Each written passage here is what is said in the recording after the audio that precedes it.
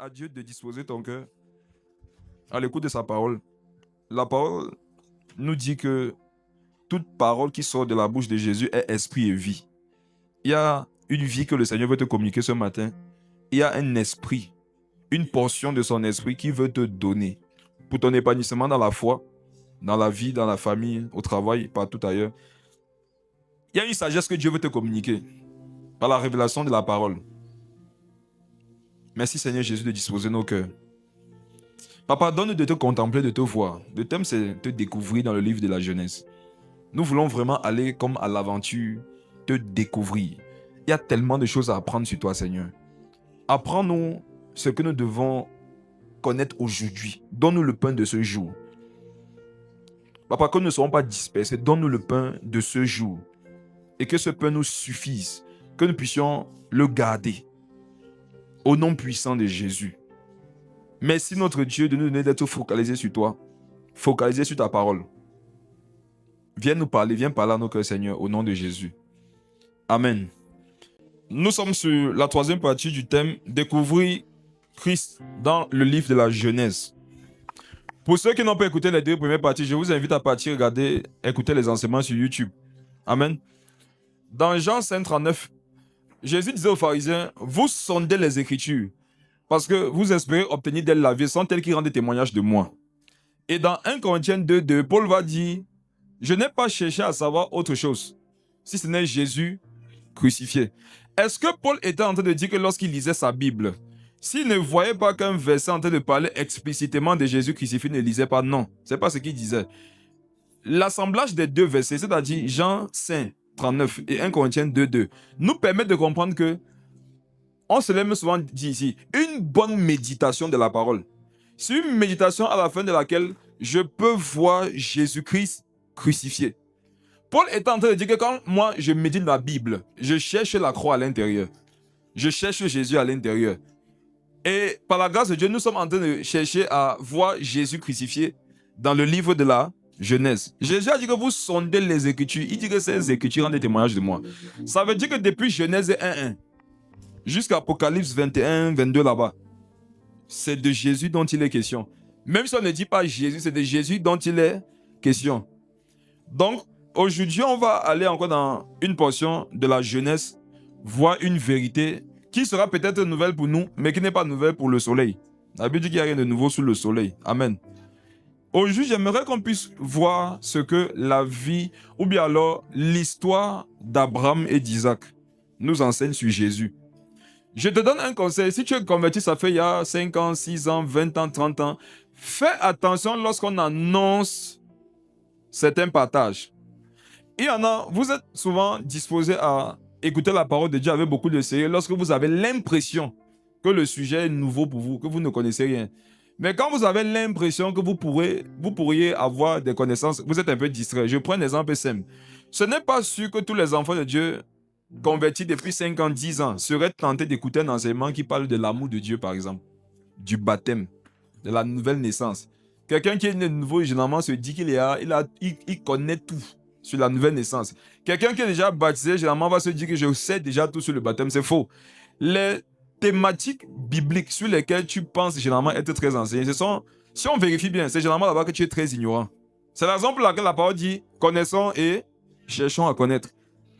Et la Bible dit encore que celui qui croit avoir connu n'a pas encore connu comme il faut. Donc, chaque fois que dans ton esprit, tu te dis que tu connais une vérité, tu rends témoignage. 1, que la parole de Dieu est vraie. 2, que tu n'es pas bien enseigné sur le sujet. Amen. Donc, retournons dans l'histoire d'Abraham et d'Isaac. Et tu vas te rendre compte qu'il y a plein de choses là-bas que tu n'avais jamais vues, que tu n'avais jamais comprises. Amen. C'est dans Genèse le chapitre 22. Genèse, le chapitre 22.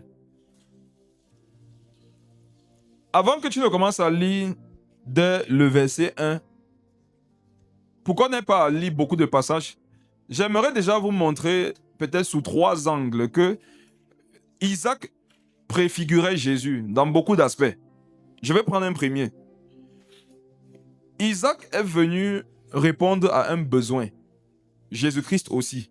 Amen.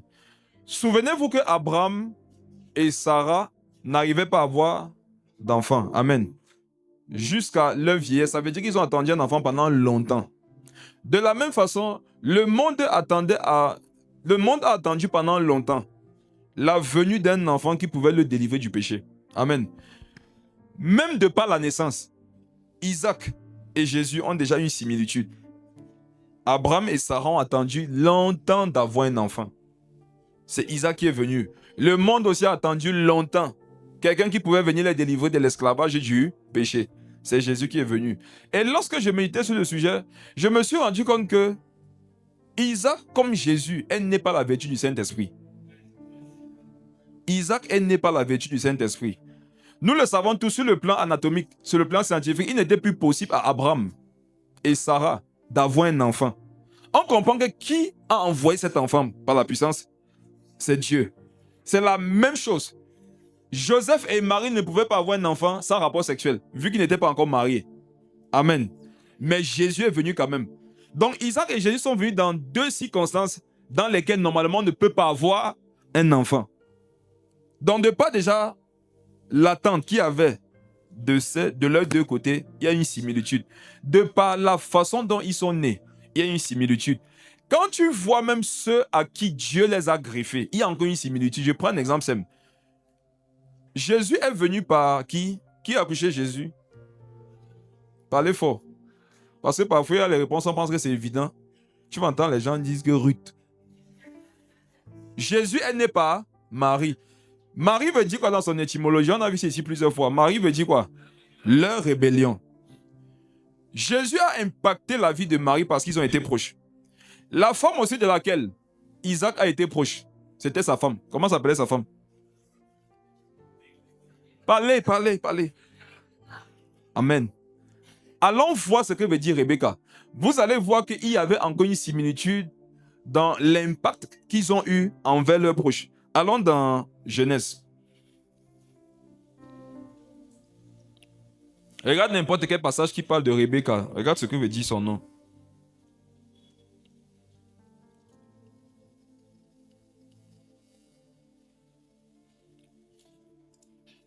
Ça va vous surprendre. Beaucoup ici vont regretter d'avoir donné le prénom Rebecca à leur fille. J'aimerais ouvrir une parenthèse que je vais rapidement fermer. C'est sur les noms que nous donnons aux enfants. Il y a beaucoup, vous pensez que quand vous appelez votre enfant Joseph, Marie, Jésus, Pierre, Élie, l'enfant va aller au ciel. Vous pensez forcément que ça sera un enfant docile. Je vous dis une vérité, elle est biblique. En fait, le prénom que tu donnes à un enfant, justement, révèle les problèmes qu'il aura. Si vous avez remarqué, nous on aime donner les prénoms bibliques, non? C'est une bonne chose, mais je vous dis de la part de Dieu, donner un prénom biblique à son enfant, c'est lui attirer les problèmes. Parce que donner un prénom, c'est donner une atmosphère. Non, comment tu penses que tu vas appeler ton enfant Abraham et tu penses que sa vie sera facile? Sa vie ne sera pas facile. En même temps, si tu l'appelles Lucifer, ça ne sera pas aussi facile. Et à la fin, il va aller en enfer. Donc, vaut mieux leur donner les prénoms bibliques, mais savoir que derrière ça, il faut un accompagnement spirituel. Beaucoup vous avez donné les prénoms, vous pensez que comme vous avez donné le prénom, c'est fini. Non, ça ne fait que commencer. Et parfois, vous avez donné des prénoms sans même regarder la signification. Beaucoup ici vont commencer à regretter quelqu'un qui m'a envoyé de Rebecca. Le nom devant Dieu n'est pas d'abord une lettre. Amen. C'est l'atmosphère que tu portes. C'est un style de vie. Si vous pouviez avoir un ticket de 5 minutes pour l'enfer, je vais vous donner un conseil. Demandez les prénoms des gens là-bas. Vous allez voir qu'en enfer, il y a les Pierre, Jean, Luc, Barthélemy, Jésus. Il y en a là-bas plein. Si vous allez aussi au ciel, vous allez rendre compte au ciel, il y a aussi des gens qui s'appellent Hitler, tout ça. Là. Amen. Donc ce n'est pas le prénom sur le plan de l'écrit qui compte. Ce n'est pas d'abord ça. C'est d'abord au niveau de l'atmosphère. Rebecca veut dire quoi? Rebecca veut dire, vient du mot grec ribak, ribak, qui veut dire ensorcelante. Ça veut dire quoi? Ensorcelante. Dis ça fort. Ensorcelante. Ensorcelante. Ça veut dire encore quoi? Qui prend au piège. Qui prend au piège. Rebecca, c'est une piégeuse. Rebecca, c'est une sorcière. Si on t'appelle Rebecca, non? Sans que ce ne soit couvert par la conversion, on entend dire que tu es une sorcière. Qui s'appelle Rebecca ici? Les voisins ont peur déjà. Soyez rassurés. On est à l'église. Amen. Regardez. Pourquoi c'est Rebecca que Dieu a donné comme femme à Isaac? N'oubliez pas, voici encore une similitude. Hein. Quand Abraham a envoyé son serviteur chercher une femme pour son fils, qu'est-ce qu'il lui a dit? Ne va pas avec les femmes étrangères. Amen. De même, l'apôtre Paul va dire que, en ce qui concerne le mariage, il ne doit pas avoir de rapport entre la lumière et les ténèbres. Amen. Donc, Abraham n'a pas voulu et Isaac ne devait pas, il ne l'a pas fait, se marier avec une païenne. Et Jésus est venu donner des enseignements similaires. La loi et la grâce sont d'accord pour dire qu'un homme ne doit pas se marier, un chrétien, homme, ne doit pas se marier avec une païenne. Une sœur chrétienne ne doit pas se marier avec un païen.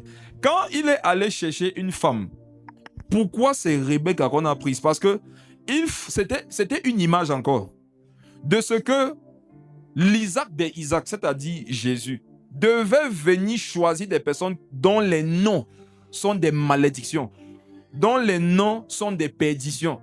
Sa propre mère veut dire, le prénom de sa propre mère, c'était leur rébellion. Amen. Quel est le beau message de l'évangile derrière ça? C'est que Jésus n'a pas été envoyé pour les gens parfaits. Jésus n'a pas été envoyé pour les gens guéris. Jésus n'a pas été envoyé pour les saints. Chaque fois que quelqu'un t'a rappelé que tu es maudit, il t'a dit que Jésus est venu pour toi. Chaque fois que quelqu'un t'a dit que ta vie n'a pas de sens, il t'a rappelé que la croix a un sens. Regardez, tout ce que vous n'êtes pas, Jésus l'est. Tout ce que vous n'avez pas, Jésus l'a. Ce que vous ne pouvez pas faire, Jésus peut le faire. Amen. Donc même si tu as l'impression que ta vie c'est Rebecca, Marie, rappelle-toi que c'est Isaac quand même qui a épousé Rebecca. Rappelle-toi que c'est Jésus. Jésus est né de Marie. Amen. On comprend par là que de Rebecca, de Marie, peuvent venir de bonnes choses. Jésus lui-même, il venait de Nazareth. La façon dont Jésus est venu dans le monde, la façon dont il a vécu, c'était un message aux gens délaissés, aux gens perdus. Nazareth était une ville qu'on savait que tu viens de là-bas. On n'attendait rien de bon pour toi. Nazareth aujourd'hui c'est comme le Cameroun. Quand tu viens du Cameroun, je vous dis la vérité, nous avons un mauvais témoignage dans le monde. Je vous dis la vérité. Mais vous savez quoi? Bénissons Dieu. Ça veut dire que Jésus a choisi de nous mettre dans la portion de quelque chose de bon. Petit venir de ces gens. C'est la raison même pour laquelle il y a des réveils qui vont quitter de notre pays pour toucher les pays autour. Et les gens sauront que Dieu ne travaille pas avec une nation parce que les gens qui sont là-bas sont de Jérusalem, Sion, non, Nazareth. Jésus a choisi de venir de Nazareth pour laver leur témoignage. On comprend par là que si tu as un mauvais témoignage, comme une femme ici qui a voté, c'est un mauvais témoignage. Une femme ici, tu as voté. Je sais que tu sais que tu es là. Tu as voté. C'est un mauvais témoignage. Regarde, ça c'est Nazareth. Jésus veut venir dans ta vie, non? Et montrer que de toi peut sortir de bonnes choses. Une femme qui a commencé sa vie par l'avortement peut finir sa vie dans la sainteté. Un jeune homme qui a commencé sa vie dans la drogue, il peut finir sa vie en tant que prophète. Une femme qui a été Rebecca en sorcellant, qui a gâté les foyers des gens, qui a piégé les maris des gens, elle peut finir sa vie en étant la femme d'Isaac, un patriarche de l'évangile. Une femme qui s'appelle Marie, qui a toujours été rebelle à ses parents, rebelle aux professeurs, rebelle aux enseignants, tu peux enfanter les Jésus, c'est-à-dire des gens qui vont venir être des ministres de Dieu. Donc, d'entrée de jeu, je voudrais que tu comprennes que ce message, ça ne sera pas pour les gens parfaits. C'est pour les gens qui savent qu'ils ont des problèmes. Si tu sais que tu as des problèmes dans ton intimité, dans la vie de tous les jours, sois seulement attentif. Donc, allons dans le noyau même du partage de ce matin. Genèse 22, lis à partir du verset 1, posément. Après ces choses, Dieu mit Abraham à l'épreuve et lui dit, Abraham, et il répondit, me voici. Dieu dit, prends ton fils, ton unique, celui que tu aimes, Isaac, va-t'en au pays de Morija, et là, offre-le en holocauste sur l'une des montagnes que je te dirai. Continue. Abraham se leva de bon matin, alla, sella son âne, et prit avec lui 2 serviteurs et son fils Isaac. Il fendit du bois pour l'holocauste et partit pour aller au lieu que Dieu lui avait dit. Amen. Amen. N'oubliez jamais, comme je vous le dis souvent, Josué 1, verset 8 dit que ce livre de la loi fait quoi? Médite. Et l'une des définitions de médite là, c'est de se faire des images. Il y a des détails que la parole de Dieu ne nous a pas dit sur certaines histoires, mais je vous assure, si vous ne prenez pas la peine d'imaginer ce que ça peut représenter, vous ne pouvez pas comprendre ce qui s'est passé et vous ne serez pas fortement édifié. À lire ça comme ça, c'est comme si, voilà, ça a été simple pour Abraham. Relis le verset 1, regardez comment c'est illustré. Relis le verset 1. Après ces choses, Oui. Dieu mit Abraham à l'épreuve et lui dit, Abraham, et il répondit, me voici. Voilà, c'est comme s'il était en prière, non? Dieu lui dit à Abraham, il dit, Seigneur, me voici. Continue, verset 2. Dieu dit, prends ton fils, ton unique, celui que tu aimes, Isaac, va-t'en au pays de Morija, et là, offre-le en holocauste sur l'une des montagnes que je te dirai. Abraham se leva de bon matin, Oui. sella son âne, et prit avec lui 2 serviteurs et son fils Isaac. Il fondit du bois pour l'holocauste et partit pour aller au lieu que Dieu lui avait dit. Quand tu lis comme ça, tu as l'impression qu'Abraham c'était facile. Amen. À aucun moment on nous a dit qu'Abraham a été malheureux, il a pleuré. C'est comme si c'était simple quoi. Vous savez pourquoi Dieu permet que ce soit écrit comme ça? C'est pour que, quelles que soient tes capacités spirituelles, tu saches que c'est possible d'avoir une vie avec Jésus. Il y a des éléments cachés derrière l'obéissance qui sont proportionnels à chaque personne. Dieu n'aime pas trop détailler l'intimité des gens. Si vous avez remarqué, quand on parle même d'intimité, c'est quelque chose de caché. Et Dieu n'aimerait pas prendre les souffrances des gens, venir te les exprimer si ça ne te concerne pas. Qu'est-ce qu'il va faire? Il va te présenter l'histoire comme étant une très belle histoire. Le jour que ça sera ton tour, c'est là que tu vas comprendre qu'en fait, ce n'était pas comme je pensais. Par exemple, quand vous priez, imaginez que vous êtes en prière et Dieu te dit, mon fils, regarde, tu es en train de prier. Abraham, il répondit, me voici. Ça, c'est une belle intimité, non? Qui aimerait avoir ce style de vie et prière? Regarde, vous parlez comme ça, c'est beau, non? Tu Seigneur dit, oui, mon fils. Tu entends sa voix. C'est magnifique. Mais je vais vous dire une chose, mes frères et sœurs. La clarté avec laquelle tu entends la voix de Dieu détermine le style de souffrance profonde que tu vas vivre à cause de cette voix. C'est dangereux d'entendre Dieu clairement. Hein. Qui reconnaît que chaque fois quand il a entendu Dieu clairement, c'est quand la parole était contre lui-même.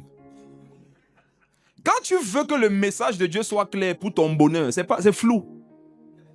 Mais quand c'est une épreuve, c'est comme si son baffe du ciel est dans ta tête. Quand souvent tu dis, Seigneur Jésus, je ne sais pas si je dois aller m'installer à Yaoundé ou à Douala. C'est quoi ta volonté? C'est comme s'il y avait les bruits aussi. Mais tu traverses la route. Quelqu'un passe avec sa voiture. Il t'éclabousse avec la boue. Et il baisse la vie. Tu faisais quoi en route? Là, Dieu te dit, demande-lui pardon. Il dit, c'est audible. Dieu dit, demande-lui. Il dit, c'est audible. Donc, chaque fois que la voix de Dieu est audible, ça cache une épreuve. Donc, quand tu dis, Seigneur Jésus, parle-moi audiblement. Vous faites des prières, vous ne savez pas ce qui est rattaché à ça. Abraham dit, me voici. Sûrement, il avait lu l'épisode avec Samuel. Comme Samuel a dit, me voici, Dieu lui a dit les bonnes choses. Toi, quand Dieu va te dire, quand tu vas dire, me voici, ça ne sera pas ce qu'il a dit à Abraham. Il va te révéler ce qui te concerne. Mes frères, relis le verset 2 rapidement. Dieu dit, oui, prends ton fils, ton unique. Amen. Prends ton fils, ton unique. Ça vous fait penser à qui? À Dieu. Commencez à être plus attentif. Dieu dit, prends ton fils. Et il précise ton unique. Est-ce qu'avant Isaac, Ismaël n'était pas là? Pourquoi Dieu dit à Abraham, ton unique? Dieu a combien de fils? C'est faux. Dieu a beaucoup de fils. Mais il a un fils unique. J'aimerais faire comprendre à un parent ici qu'il n'est pas déséquilibré. Il y a des parents qui sont souvent embarrassés, c'est qu'ils ont l'impression qu'ils n'aiment pas les enfants de la même façon. Et vous savez quoi? Quand un parent te dit non, moi j'aime mes enfants de la même façon, regarde, tu te mens à toi-même. Ce n'est pas possible. Spirituellement parlant, ce n'est pas possible d'aimer plusieurs personnes de la même façon. Tu peux tous aimer tes enfants à 99,99%, mais tu vas voir que si on pousse la calculatrice plus loin, il y a quand même encore un 0,1 pour un 0,2 pour un autre. Dieu nous aime, mes frères et sœurs, je vous assure. Mais il ne nous aime pas comme il aime Jésus. Vous n'êtes pas d'accord? Jésus nous aime, non? Mais il ne nous aime pas. En tout cas pour certains, comme il a aimé Moïse. La preuve, faites la prière, dites à Dieu, si tu ne veux pas sauver ma famille, efface mon nom du livre de vie. Quand Moïse a dit à Dieu, Seigneur, si tu ne veux pas sauver Israël, efface mon nom. Dieu a dit comment ça? Un paradis sans Moïse, c'est que ce n'est plus le paradis. Il ne l'a pas fait, toi, tante. C'est là que tu vas te rendre compte que Dieu nous aime tous, mais pas de la même façon. Amen. Il est parti délivrer l'autre. Il a dit, est-ce que je peux aller à Sodome et Gomorrhe sans informer mon ami Abraham? N'est-ce pas toi sur ta vie, toi on t'informe seulement? Il y a les gens ici, malgré le fait que nous sommes sous la nouvelle alliance, tout, on t'informe. Il y a les gens, c'est même ceux qui vont préparer le matin, on dit que le Saint-Esprit m'a dit quand il priait pour toi que c'est le riz sauté. Parce que si ce n'est que lui, non, il n'a aucune intimité avec Dieu. Est-ce que Dieu ne t'aime pas? Dieu t'aime. Mais la manifestation de son amour n'est pas proportionnelle à qui tu es. C'est proportionnel à l'obéissance. Je sais aussi qu'on t'a enseigné que l'amour de Dieu ne varie pas. C'est vrai à moitié. Dieu a un amour. Mais lorsque tu ouvres cet amour-là, il y a plusieurs manifestations. Il y a un amour de Dieu qui ne change pas. Par exemple, Dieu aime tous les hommes. Même ceux qui vont en enfer, là, Dieu les aime. Mais il y a une portion de l'amour de Dieu qui est pour ceux qui lui obéissent.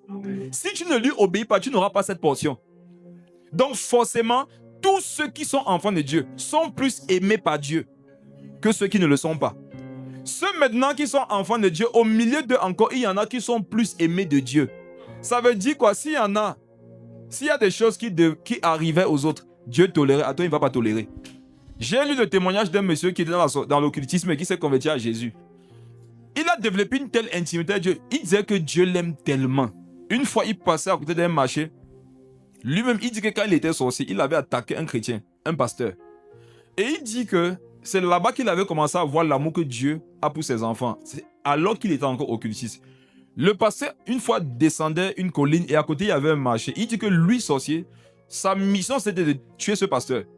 Un camion descendait, il a fait perdre les freins au camion. Il a dirigé le camion vers le pasteur. Il dit que juste avant que ça ne touche le pasteur, il y a une main qui a dévié ça au marché. Ça a tué des personnes au marché. Il dit que lui, il était sorcier, mais il s'est dit, mais il savait que la main qui a poussé le camion, c'est la main de Dieu. Et il dit, mais quel est ce Dieu qui est capable de sacrifier autant de personnes pour une seule personne? Amen. Est-ce que Dieu n'aime pas les gens qui sont morts là? Il les aime, mais dans certaines situations, il y en a qui peuvent sacrifier. Vous allez comprendre aujourd'hui combien de fois Jésus vous aime. Parce que justement, sur la base de l'amour proportionnel, la dernière personne qui pouvait tuer, c'était son propre fils. Mais il l'a fait pour qui? Pour toi et moi qui ne lui obéissions même pas. L'œuvre de la croix, c'est une chose, si tu arrives à la comprendre dans sa plus grande profondeur, ça veut dire que tu ne vis plus, c'est que tu es mort. Parce que l'intelligence humaine ne peut pas peser l'amour de Dieu. La dernière personne qui pouvait être mort, qui pouvait mourir, c'était normalement Jésus. Mais son père l'a immolé. Pour qui? Pour des pécheurs. C'est quelque chose, c'est un mystère. Jusqu'aujourd'hui, les anges, la Bible dit que jusqu'aujourd'hui, les anges ne comprennent pas ça. Dans toute leur intelligence, eux qui demeurent avec Dieu, les anges ne comprennent pas comment Dieu a sacrifié son fils unique pour des pécheurs. Ils ne comprennent pas. La Bible dit qu'ils désirent plonger leur regard dans pour comprendre. Et la même parole s'il nous fait comprendre que lorsque nous prêchons l'évangile comme ça, la présence des anges dans les églises, c'est pour deux choses. C'est pour apporter et pour apprendre. Amen. Il y a les anges qui, quand ils sont à l'église, leur but c'est qu'on parle de la croix. Ils veulent comprendre la raison pour laquelle un jour Jésus avait fait ça. Est-ce que tu sais que toi, tu es un mystère pour les anges? Souvent quand les anges te regardent, ta façon, ils disent que mais pour celui-ci, on dit que le Père a donné son fils. Ils ne comprennent pas. Parce qu'au ciel, les anges qui sont imparfaits, là-bas c'est la méritocratie, on mérite. Et là-bas c'est comme, c'est l'autorité déléguée. C'est ce qu'on appelle exousias en grec. ça ne cadre pas avec ce que Dieu nous donne. Abraham même ne sera pas... Abraham n'est pas une épouse, ne fait pas partie de l'épouse. David ne fait pas partie de l'épouse. Élie, Moïse, non. Élie qui a coupé le ciel, 3 ans, la pluie, 3 ans, 6 mois. Moïse qui a coupé la mer. Le jour qu'on sera au ciel pour les noces, ils ne seront pas à la table des noces. Ils seront à la table des amis. Mais regarde regarde ton voisin, regarde penché là. Tu seras à la table des noces. Les anges ne comprennent pas. Ils ont dit que allons à l'église. Peut-être que les gars vont prêcher dessus. Nous, on va comprendre. Et quand tu réalises ça, péché va te dépasser. Il y a 2 types de chrétiens qui ne pêchent pas. Il y en a qui ne pêchent pas par formalisme. Il y en a qui ne pêchent pas parce qu'ils ont compris l'œuvre de la croix. Et la plus grande force de la sanctification, c'est de comprendre l'œuvre de la croix. Amen. Dieu dit, prends ton fils, ton unique. Parce qu'il sait que si tu demandais à Abraham, entre tes fils-là, s'il fallait qu'un seul vive, c'est lequel? Abraham devait dire Isaac. Je te le dis donc, il y a une chose dans ta vie, non? Quelle est la dernière chose que tu aimerais qu'on touche dans ta vie? C'est là-bas même que Dieu va te toucher. Amen. Je vous dis que non, vous voyez le domaine de vos vies où vous ne voulez pas que quelqu'un mette sa bouche. C'est le domaine auquel Dieu va s'attaquer pour te transformer. Parce que là où est ton trésor, là aussi sera ton cœur. Et comme Dieu veut ton cœur, il va s'attaquer à ton trésor. Est-ce que peut dire quelque chose d'un peu bizarre? Je sais que vous pensez que généralement quand un foyer va mal, il peut continuer.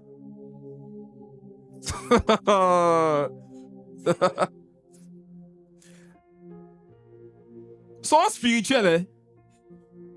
Les démons ne sont pas les seuls à gâter les foyers. Hein? Je suis en train de regarder si vous me regardez bien. Pour voir si ça doit continuer. Mais est-ce que vous savez que Jésus peut s'attaquer à un mariage?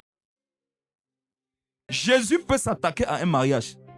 Vous savez pourquoi? Parce que vous vous aimez trop.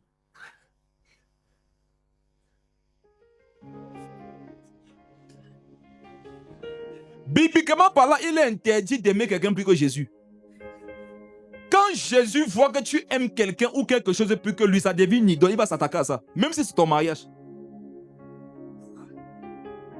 Il y en a ici, quand ta femme te dit qu'elle a faim, même s'il est 3 heures, tu peux aller chercher à manger.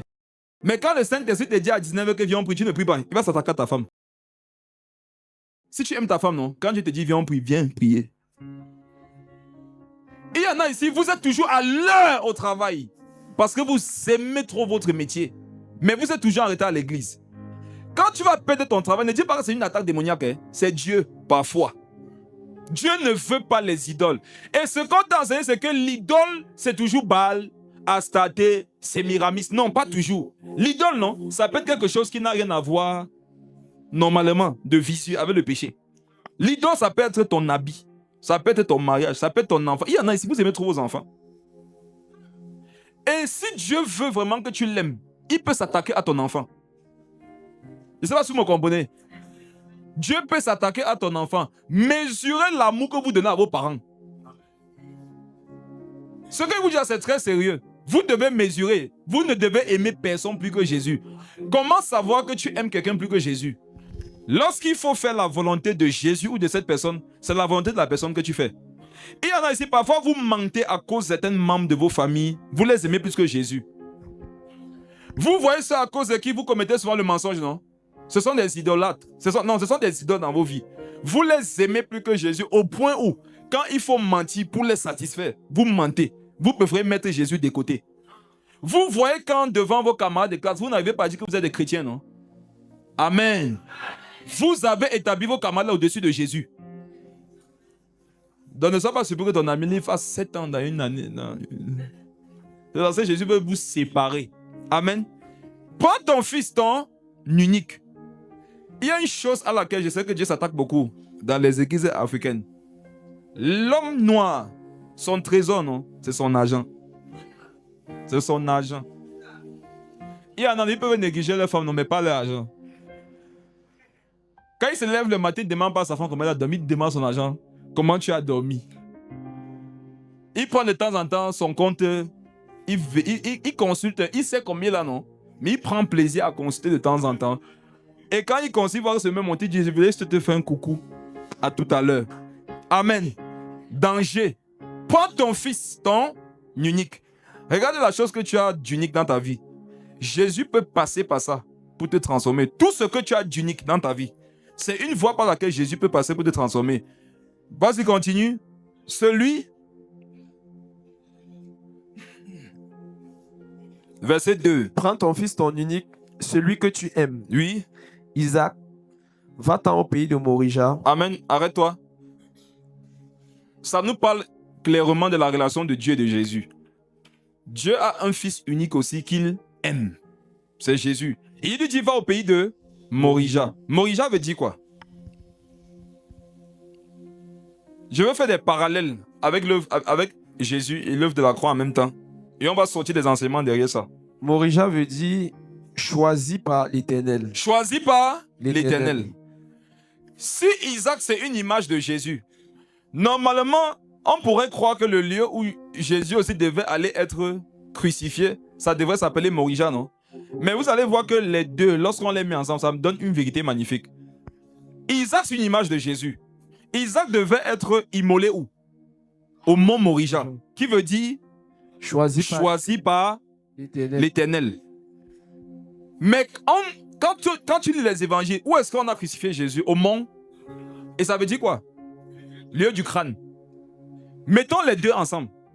On comprend avec le mont Morija, où Isaac devait être immolé, et le mont Golgotha, où Jésus était immolé, que... En fait, le mont Morija prophétisait que celui qui va être immolé, il sera choisi par Dieu. Morija veut dire quoi? Choisi par l'Éternel. Choisi par l'Éternel. Isaac, avant que son père ne l'immole, Dieu a dit non, ce n'est pas lui que tu devras tuer. Il a pris quoi? Un bélier. Le bélier là représentait Jésus, que Dieu a choisi. Morija, c'était le choix que Dieu devait faire sur son propre fils. Pour qu'un jour, au moment du crâne, lui, que ce soit lui qui soit immolé. Lis la suite.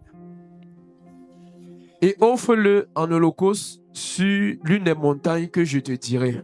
Ok, je vais beaucoup m'appesantir sur le verset 2. Relis le verset 2.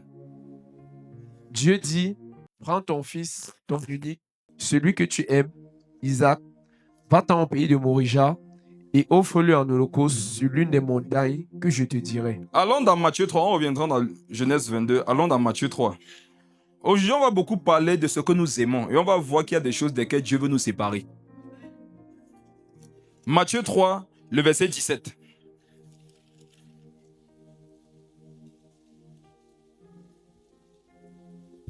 Matthieu 3, verset 17. Et voici, une voix fit entendre des cieux ces paroles. Celui-ci est mon fils bien-aimé en qui j'ai mis toute mon affection. Celui-ci est mon fils bien-aimé en qui j'ai mis toute mon affection. De la même façon que Abraham aimait de tout son cœur son fils Isaac, le père aimait de tout son cœur Jésus. Lorsque tu veux voir l'amour que quelqu'un te porte, tu dois être capable de jauger les cadeaux qu'il te fait. Le cadeau que quelqu'un te fait détermine l'amour qu'il a pour toi. Amen. Je sais que tu risques de commencer à mal regarder un frère. Avant de mal regarder, toi, regarde qu'est-ce que toi, souvent, tu lui as donné. Il y a des frères, c'est tout ce qu'ils vous ont donné, ça, en saison sèche, le menthol pour tes lèvres. C'est un cadeau. Mais le même là, tu as parfois vu donner un avion à quelqu'un d'autre. Que ton cœur ne se gâte pas pour rien. Il ne peut pas t'aimer de la même façon. Ce que je n'ai pas dit aux parents de tout à l'heure, c'est que quand vous avez remarqué dans vos cœurs, il y a un petit penchant pour l'un des enfants, ne le montrez pas. Qui se rappelle de cette femme qui était ici? Je ne sais pas, c'était quand dimanche ou mercredi.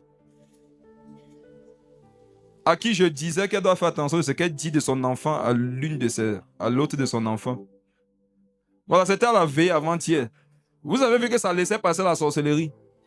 L'un des moyens de prédilection, l'un des chemins de prédilection de la sorcellerie, c'est l'amertume, c'est la colère, c'est la haine. Quand tu fais comprendre à l'un de tes enfants que tu aimes plus un par rapport à lui, ça va faire que dans son cœur, il va se développer la haine. Et la haine, c'est un bon moyen légal pour les démons de passer dans la vie de quelqu'un. Il faut dissimuler ça. Essaie toujours d'être équilibré. Amen. C'est vrai que c'est difficile, mais il faut essayer de le faire parce que tu risques de livrer l'un de tes enfants. Voici mon fils unique. En lui, j'ai mis toute mon affection. Mes frères et sœurs, regardons. Nous devons être édifiés par cette histoire.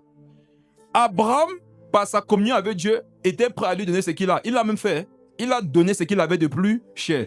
Jésus, Dieu, parce qu'il nous aime, il nous a aussi donné ce qu'il avait de plus cher. Le message qui est clair derrière ça, c'est quoi? Si nous aussi nous aimons Dieu, nous devons faire quoi? Nous devons lui donner ce que nous avons de plus cher. Maintenant, je te pose une question. Qu'est-ce que tu as de plus cher? La vie. Amen. Qu'est-ce que, pose-toi, réponds dans ton cœur, qu'est-ce que tu as de plus cher? C'est ça que Dieu veut.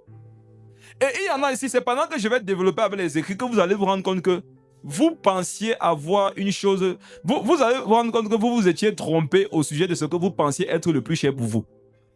Amen. Allons dans Marc. On va parler de ce qu'on aime et vous allez voir que c'est ça que Jésus veut. Marc, le chapitre 10.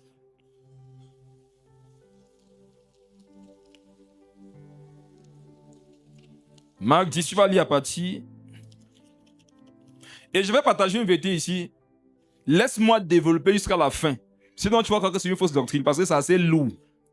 Ce que je vais partager dans Marc 10, laisse-moi développer jusqu'à la fin. La Bible dit dans Proverbe que celui qui parle avant d'écouter pose un acte de folie et ça attire la confusion. Donc, une forme de sagesse, c'est que même quand on m'enseigne des choses que je pense bizarres, la sagesse voudrait que j'écoute jusqu'à la fin. Parce qu'il y a combien de vérités que tu pensais connaître. Mais c'est qu'on a souvent développé que tu t'es rendu compte que c'est toi qui étais dans l'erreur. Marc 10. Lis à partir du verset 17, rapidement. Marc 10, 17. Comme Jésus se mettait en chemin, un homme accourut et se jetant à genoux devant lui. Bon maître, lui demanda-t-il, que dois-je faire pour hériter la vie éternelle? Qu'est-ce que le monsieur voulait? Vous qui êtes venus ici ce dimanche, qu'est-ce que vous cherchez? C'est la vie éternelle. Même les pécheurs qui partent chercher le péché là, c'est la vie éternelle qu'ils cherchent, mais ils ne savent pas que c'est ça qu'ils cherchent. Parce qu'ils cherchent dans le péché quelque chose qu'ils n'ont pas chez eux. Ils veulent la vie éternelle. Tous les hommes de la terre veulent la vie éternelle. Il y a un jargon français qui dit que tout le monde va aller au paradis, mais personne ne veut mourir. Tout le monde va aller au ciel. Vous qui cassiez les cours lorsque vous étiez au secondaire là, vous ne vouliez pas vos examens. Qui allait même regarder son nom au babia les premiers? Amen. Lis la suite. Jésus lui dit, pourquoi m'appelles-tu bon? Il n'y a de bon que Dieu seul. Continue. Tu connais les commandements. Tu ne commettras point d'adultère, tu ne tueras point, tu ne déroberas point, tu ne diras point de faux témoignages, tu ne feras tort à personne, honore ton père et ta mère. Il lui répondit, maître, j'ai observé toutes ces choses dès ma jeunesse. Jésus l'ayant regardé l'aima. Amen. Soyez très attentifs. Le monsieur va vers Jésus, il lui dit, je veux la vie éternelle. Et Jésus lui dit quoi? Verset 18, verset 19. Verset 19. Oui. Tu connais les commandements. Mes frères et sœurs, je vous ai souvent dit, quand vous méditez, non, faites attention aux mots qui sont utilisés. Jésus a affirmé, ce n'est pas le monsieur qui l'a dit, c'est Jésus qui affirme au monsieur que tu connais le commandement. Quand vous partez dans l'étymologie des mots, ça veut dire que tu as une communion avec les commandements. Jésus savait que ce monsieur avait une communion avec les commandements. Jésus a dit, mais tu connais le commandement. Et il a confirmé qu'effectivement, depuis que je suis petit, j'obéis à tout ce que tu as dit. Je vous pose une question. Le monsieur faisait ça parce qu'il avait quand même une connaissance de Dieu. Jésus l'ayant regardé, l'aima. Pourquoi la Bible nous précise que Jésus l'aima? Qui s'est posé la question? Jésus l'aima. La même histoire est racontée dans Matthieu, mais Matthieu n'a pas précisé que Jésus l'aima. Quand il a dit à Jésus que Jésus, tout ce que tu as cité là, non? Je pratique ça depuis que je suis petit. Waouh, Jésus l'a aimé. Jésus l'a aimé pourquoi? Parce qu'il pratiquait les commandements là. Mais est-ce qu'il était sauvé? Je peux vous dire certaines choses, c'est lourd un peu. Hein? Regardez, tu peux aimer Dieu, non? Il obéissait à ses commandements parce qu'il aimait Dieu. Il y a un débit d'amour que tu dois avoir pour Dieu, pour la vie éternelle. Je vais vous montrer que l'amour, non, on peut le peser. Il y a un minimum de poids d'amour que Jésus veut pour que tu puisses entrer au ciel. Il a dit au jeune homme, tu connais le commandement. Ça veut dire que tu as une communion avec le commandement. Et il obéissait à ce commandement. Pourquoi? Parce qu'il aimait Dieu. Mais il est venu chercher quoi? La vie éternelle. Quand vous rencontrez les païens qui vous disent qu'ils aiment Dieu, ne discutez pas avec eux. Hein. C'est vrai. Il y en a parmi eux qui ne tuent pas parce qu'ils craignent Dieu.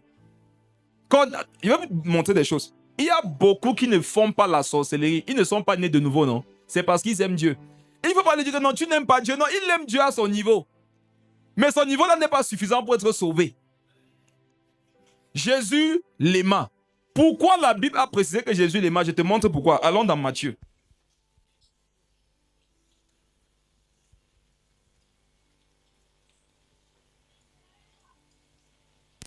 Non, Jean plutôt. Jean, le chapitre 14.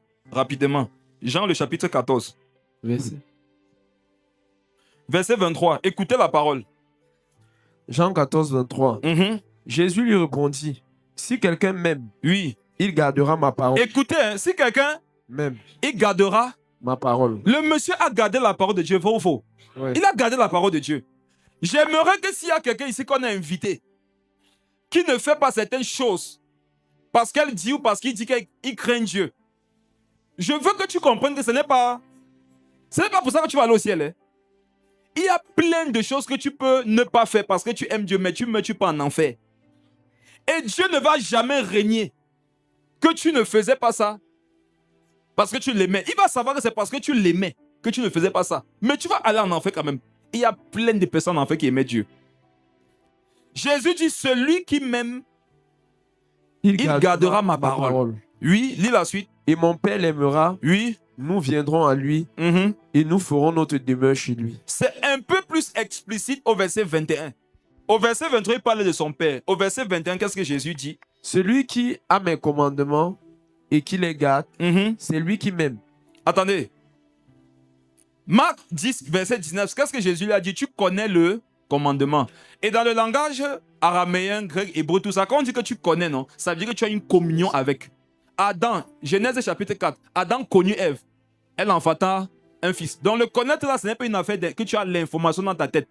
Quand Jésus lui a dit que tu connais le commandement, ça veut dire que je te vois. Je vois comment tu pratiques ma parole. C'est effrayant. Qu'est-ce qui te fait croire que toi qui es assis là, non? Tu ne fais pas partie de ceux qui pratiquent le commandement de Dieu par amour pour Dieu, mais ils voilà en enfer quand même.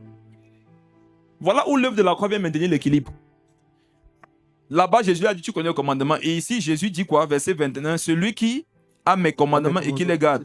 C'est celui qui m'aime. Et il continue en disant quoi? Et celui qui m'aime sera aimé de mon Père. Ensuite, je l'aimerai. Ensuite, et je me ferai connaître à lui. Je l'aimerai. Oui. Qui comprend pourquoi Jésus a dit là-bas que... Qui comprend pourquoi Marc dit que Jésus l'aima? Ici, Jésus dit qu'il aime qui? Celui qui garde ses commandements. Et il dit au jeune homme là-bas dans Marc, dit que j'ai vu que tu gardes mes commandements. Je t'aime. Tu peux pratiquer certains commandements, non? Dieu t'aime, mais tu n'as pas la vie éternelle. Pourquoi? Parce que toute ta justice, depuis que Jésus est venu par l'œuvre de la croix, non? C'est un vêtement qui est souillé. Mon frère, tu ne voles pas, non? C'est bien. Mais si tu ne voles pas à cause de Jésus crucifié, tu pèches.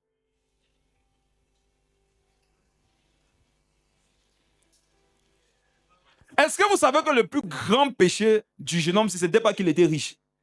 C'était qu'il pratiquait les commandements de Dieu, ça a été né de nouveau. C'est un péché grave d'obéir à Dieu alors que tu n'es pas passé par l'œuvre de la croix. Jésus dit que si quelqu'un entre dans la bergerie par un autre moyen que la porte, c'est un bandit. Il y a les gens qui volent les commandements de Dieu et pratiquent. Qui comprend? Il y a les gens qui volent la sainteté et pratiquent. Dieu ne veut pas que tu voles sa parole. Si tu veux être dans la bergerie, tu passes par la porte.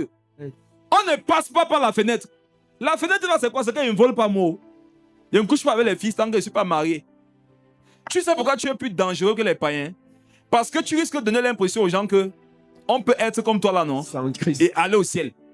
Tu donnes l'impression aux gens qu'on n'a pas besoin d'être de nouveau pour marcher avec Dieu. Tu donnes l'impression aux gens qu'on n'a pas besoin de passer par Jésus-Christ pour aller au ciel. Tu es dangereux. Amen. Lisons la suite. Revenons dans Marc, le chapitre 10. Je sais qu'il y en a, c'est votre justice là. Vous comptez sur votre justice pour être sauvé. Qu'est-ce qu'on entend souvent lorsqu'on sort prêcher l'évangile dehors? Les gens vous disent quoi? Je n'ai jamais tué. Je n'ai jamais bu le sang de quelqu'un. Parce que pour eux, c'est ça le péché. Et quand ils ne pratiquent pas ce péché, c'est parce qu'ils craignent Dieu, non? Or, c'est un péché, non? De ne pas boire le sang des gens et en même temps, tu n'es pas converti. Tu dois faire un choix. Ou tu nais de nouveau, ou tu bois le sang. Dis à ton voisin que choisis quelque chose. Ou tu bois le sang, non? Ou tu donnes ta vie à Jésus. Parce que si tu ne donnes pas ta vie à Jésus, mais tu ne bois pas aussi le sang, tu as deux ennemis, Satan et Jésus. Marc, le chapitre 10, verset 19. Non, verset 20. Continue. Verset 20. Il répondit, Maître, j'ai observé toutes ces choses dès ma jeunesse. Verset 21. Jésus l'ayant regardé l'aima et lui dit, il te manque une chose. Il te manque une chose. Il te manque une chose. Il te manque une chose. Il te manque une chose. Et il y en a, non? Vous ne donnez pas à Dieu comme Dieu vous a donné. Vous ne donnez pas à Dieu comme Abraham a donné. Comment est-ce que Abraham a donné? Dans tout ce qu'il avait de plus cher, il a pris ce qui avait le plus de valeur, ça qu'il a donné. Vous savez pourquoi Dieu n'a pas demandé autre chose à Abraham? Parce qu'il lui a donné ce qu'il avait de plus cher. Vous savez pourquoi nous, aujourd'hui, lorsqu'on fait même des requêtes à Dieu, on doit être très calme. Il nous a déjà donné ce qu'il avait de plus cher. Si Jésus dit à ce jeune homme, il te reste une chose, qu'est-ce que le Seigneur est en train de lui dire? Tu as tout donné, non? Mais ce que même j'attends, tu n'as pas donné. Et beaucoup font ça aujourd'hui, même dans les églises de réveil. Ils donnent tout à Jésus, sauf ce que Jésus veut. Il y a une chose dans ta vie là, non? C'est ça que Dieu veut. Tu tournes, tu lui donnes autre chose. C'est pas ça que Dieu t'a demandé. On ne donne pas à Dieu ce qu'on veut. On donne à Dieu ce qu'il demande. C'est la raison pour laquelle, rappelez-moi que je vous enseigne dessus, le verset qui dit que chacun donne comme il a reçu dans son cœur là. Il faut qu'on explique ça. Bibliquement parlant, ce n'est pas correct. Pourquoi? En fait, la compréhension que beaucoup on n'est pas correct. Pour bien comprendre ce passage-là, il faut pouvoir lire Amos 4 et Amos 5. Parce que c'est de ces deux chapitres-là qu'est venu ce verset de Corinthiens. Et la pensée dans Amos, ce n'est pas que chacun choisisse ce qu'il va donner. Amen. Dieu sait ce qu'il veut dans ta vie. Et c'est trop facile de dire que bon, c'est ma vie que Dieu veut. C'est trop facile de dire ça comme ça. Si elle demande à quelqu'un ici là, qu'est-ce que Dieu veut? Chacun va dire que Dieu veut ma vie, Dieu veut ma vie. Mais attends, c'est quoi ta vie maintenant? On va voir que là-bas, non, c'est pas tout le monde qui pourra savoir c'est quoi ma vie. Ce que Dieu veut vraiment en ce qui te concerne, c'est ta vie. Mais où tu es assis là, je suis convaincu que toi-même tu ne sais pas où ta vie est. Il y en a, vous pensez que votre vie c'est dans votre cœur, c'est dans la respiration, non, ta vie est ailleurs. Et on va voir où le monsieur, si sa vie était. Et beaucoup vont se rendre compte que peut-être leur vie aussi là-bas. Comment savoir où est ta vie? C'est la chose que tu n'arrives pas à lâcher pour Jésus. C'est là-bas qu'il y a ta vie. Tu vois le péché duquel tu ne veux pas te séparer là. Le péché dans lequel tu ne cesses de tourner. C'est ça ta vie. Amen. Tu vois ce trésor dont tu ne veux pas te séparer, non? Alors que Dieu te demande de t'en séparer. C'est ça ta vie. Il te manque une chose. Mes frères et sœurs, vous pouvez tout donner à Dieu, non? Vous pouvez obéir à tous les commandements. Mais si vous ne lui donnez pas la chose qu'il veut, vous ne serez pas sauvés. Et je dis que c'est trop facile de dire que c'est ma vie. Parce que beaucoup ont dit que j'ai donné ma vie à Jésus.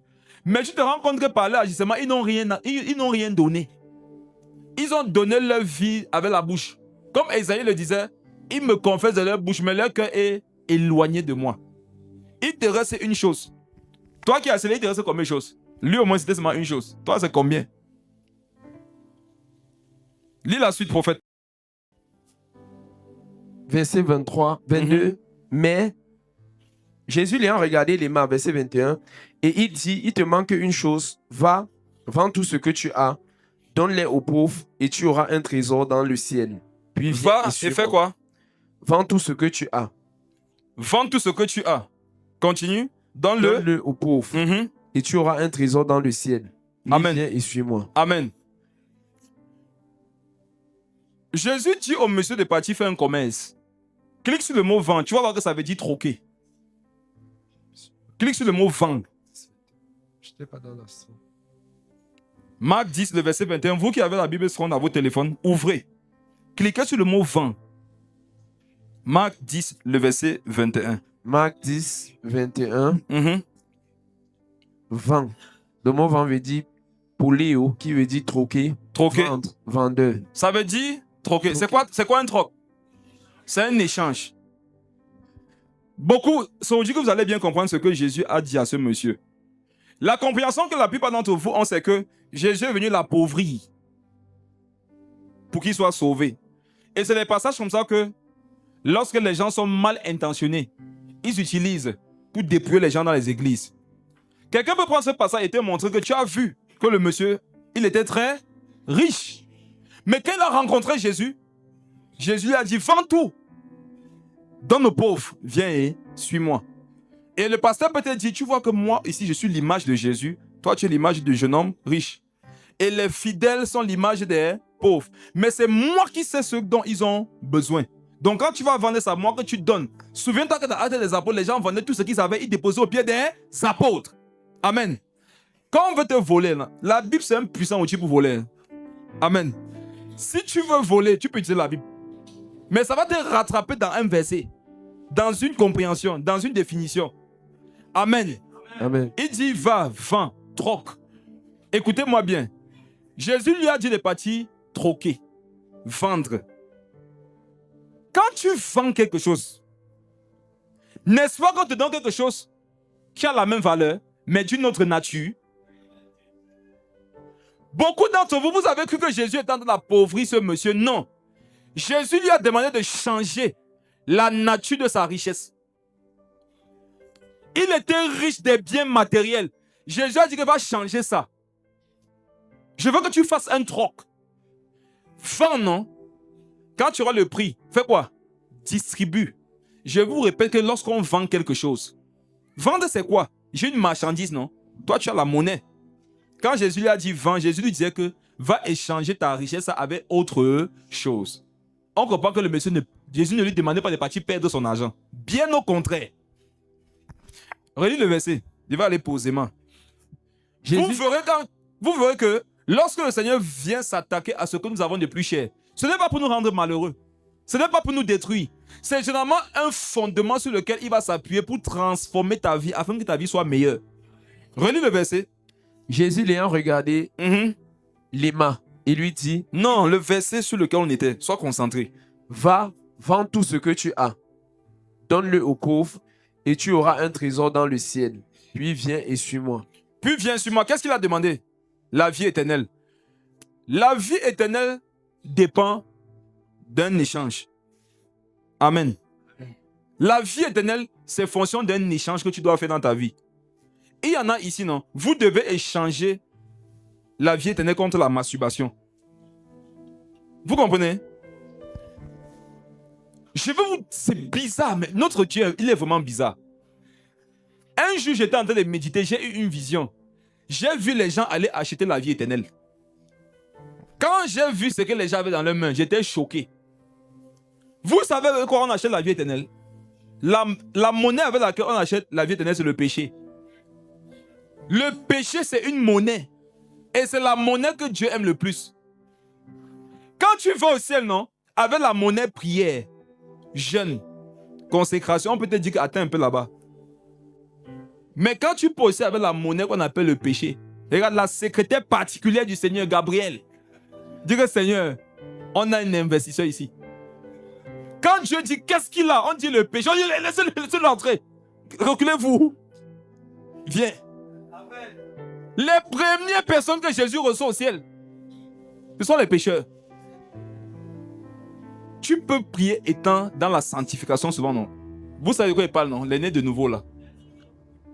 Parfois tu vas prier 2 heures, ça peut dire que le ciel get a mom. Et toi, si tu n'es pas attentif pour voir qu'il y a eu faille pour entrer là-bas, tu vas encore prier 3 heures. Vous voyez les pécheurs? Qui se rappelle quand il venait d'abandonner le péché? Regarde le jour quand tu étais de nouveau.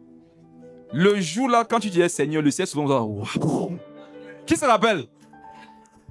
Tu dors, non? Pendant que tu dors, tu sors un peu dans tes sons, tu causes un peu les gens, après tu viens dans ton son. C'était facile. Tu sais pourquoi? Parce que tu venais de bien payer.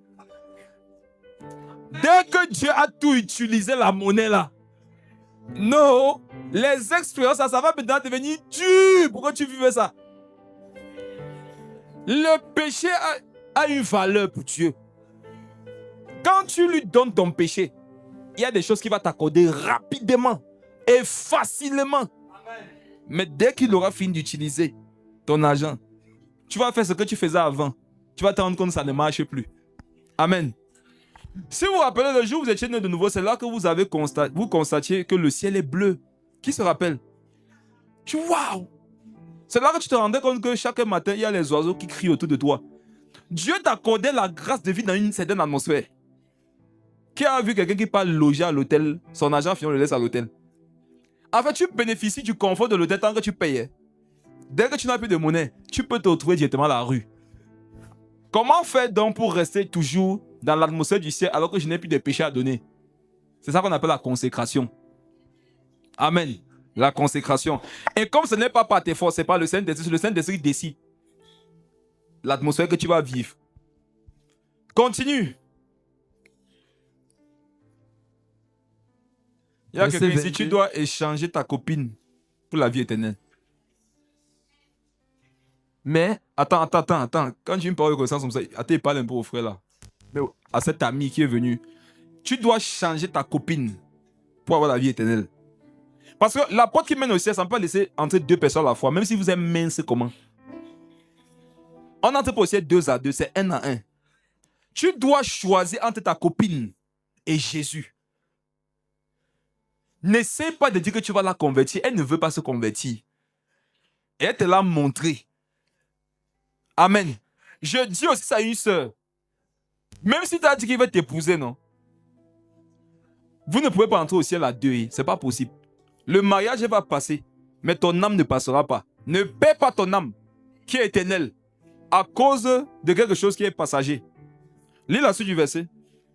Mais, affligé de cette parole, cet homme s'en alla tout triste, car il avait de grands biens. Jésus regarda autour de lui, dit à ses disciples qu'il sera difficile à ceux qui ont des richesses d'entrer dans le royaume de Dieu. Continue. Les disciples furent étonnés de ce que Jésus parlait ainsi. Et reprenant, il leur dit, « Mes enfants, qu'il est difficile à ceux qui se confient dans les richesses d'entrer dans le royaume de Dieu. » Amen. Amen. Je vais maintenant vous montrer autre chose. C'est très important. Dans Marc, au chapitre 10, Jésus lui dit, au verset 21, Jésus l'ayant regardé l'aiма, et il dit, il te manque une chose. Va vendre tout ce que tu as. Venons, lisons la même histoire dans Matthieu 19, au verset 21. La même histoire. Je vous donne un conseil. Lorsque vous méditez sur une histoire que vous trouvez dans Matthieu, Marc, Luc, lisez, méditez dans les 3 histoires. Il y a des détails qui ne viennent pas dans un livre, mais qui viennent dans un autre. Et parfois, les détails là s'enchaînent, mais livre par livre. Ne soyez pas pressés quand vous méditez. Dans Marc, on a précisé qu'il a aimé, non? Mais il y a aussi une chose que Marc n'a pas dite, que Matthieu a eu à nous révéler. Matthieu 19, le verset 21. Jésus lui dit, si tu veux comment? Si tu veux être parfait. Attention. Marc a dit quoi? Si tu veux la vie éternelle, non? Mais on nous a fait comprendre là-bas que malgré le fait que Jésus l'a aimé, il n'était pas encore sauvé. Matthieu maintenant nous dit que Jésus lui a dit, si tu veux être parfait. Amen. On comprend que lorsque j'obéis au commandement de Dieu, Dieu m'aime. Je peux avoir un semblant de communion avec lui. Mais pour être parfait, je dois lui donner ce que j'ai de plus cher. Ce qui nous rend parfait, c'est le fait d'avoir sacrifié ce que nous avons de plus cher. Et rappelez-vous, je crois dans Matthieu 18, 28, Jésus disait que comme votre Père est parfait, soyez aussi... C'est quoi le message derrière? Donne-moi ce que tu as de plus cher. Quand Dieu te dit, je veux que tu sois parfait, il est en train de te dire que donne-moi ce que tu as de plus cher.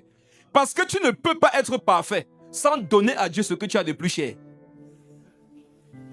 Je vais maintenant vous montrer que lorsque Jésus s'attaquait à ce que cet homme avait de plus cher, non? Jésus voulait l'élever dans tous les domaines de sa vie, il n'a pas compris. Quand Dieu m'enseignait ces choses, j'ai compris que quand le Seigneur te demande une chose, c'est cool lui donner la chose. Je parle à quelqu'un. Quand Dieu te demande une chose, si tu sais que c'est Dieu qui te demande cette chose-là, non? Cool. Avant de lui donner cette chose-là. Relis le passage dans Matthieu.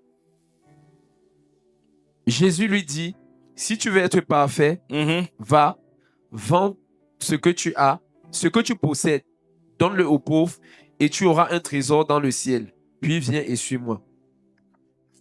Puis tu auras un trésor dans le ciel. Il n'a pas entendu ça. Hein?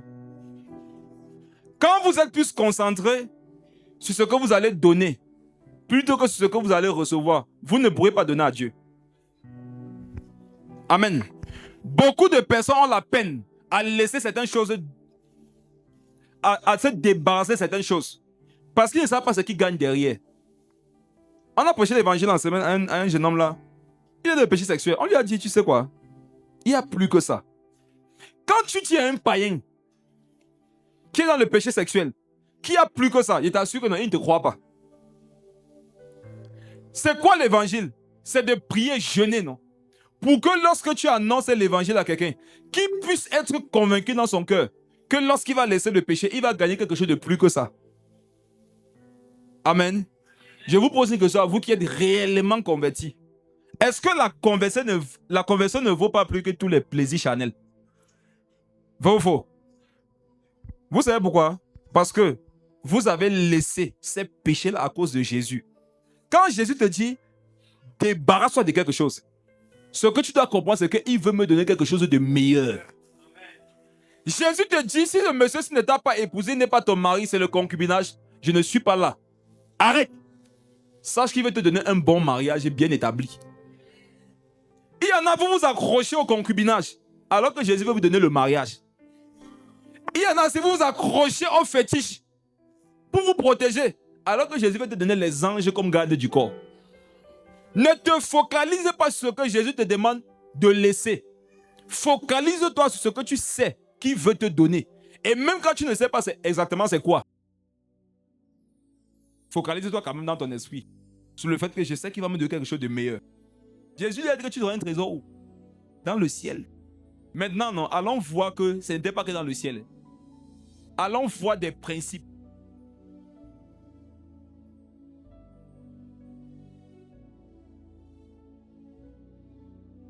Il y a quelque chose qui vient dans mon esprit. Souvenez-vous de Corneille, dans Actes le chapitre 10. Corneille faisait tous ces aumônes-là. Ce n'est pas parce qu'il aimait Dieu. Pardon, est-ce qu'il n'aimait pas Dieu? Si. Le Seigneur agréait, hein, mais est-ce qu'il avait la vie éternelle? Pas du tout.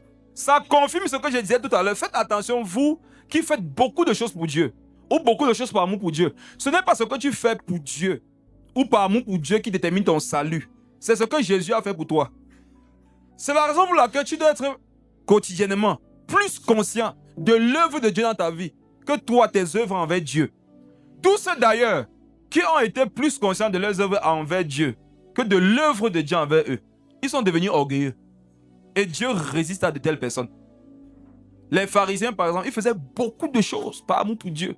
Mais Dieu leur résistait, ils n'avaient pas la vie éternelle. Mais les gens comme les publicains qui étaient plus concentrés sur ce que Dieu a fait pour eux, c'est eux-là qui rentraient justifiés. Donc, allons voir quelque chose dans le livre de Luc. Luc 14, le verset 33.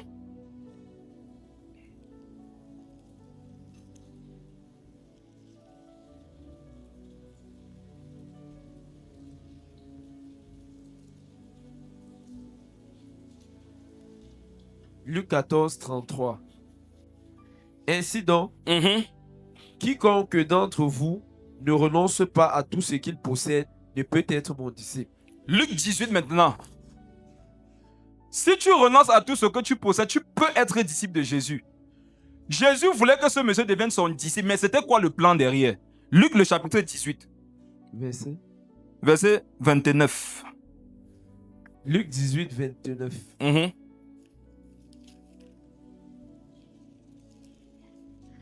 Et Jésus leur dit, je vous le dis en vérité. Non, commence au verset 28. Écoutez ce que l'apôtre Pierre dit. Moi, j'aime la question de Pierre. Pierre dit alors, Pierre a été honnête par rapport au jeune homme. Le jeune homme, Jésus lui a donné un commandement qu'il a trouvé. Il n'a posé aucune question, il est parti. Je vous donne un conseil, mes frères, posez des questions à Dieu lorsque vous ne comprenez pas. Amen. Un questionnement, une question, ce n'est pas... Dieu n'a pas peur des questions. Au contraire, Dieu aime les questions. Je suis convaincu que Jésus faisait les questions-réponses avec les apôtres. Je suis convaincu que souvent qu'il était avec les apôtres, il leur demandait, est-ce qu'il n'y a pas des choses que vous aimeriez me demander? Amen.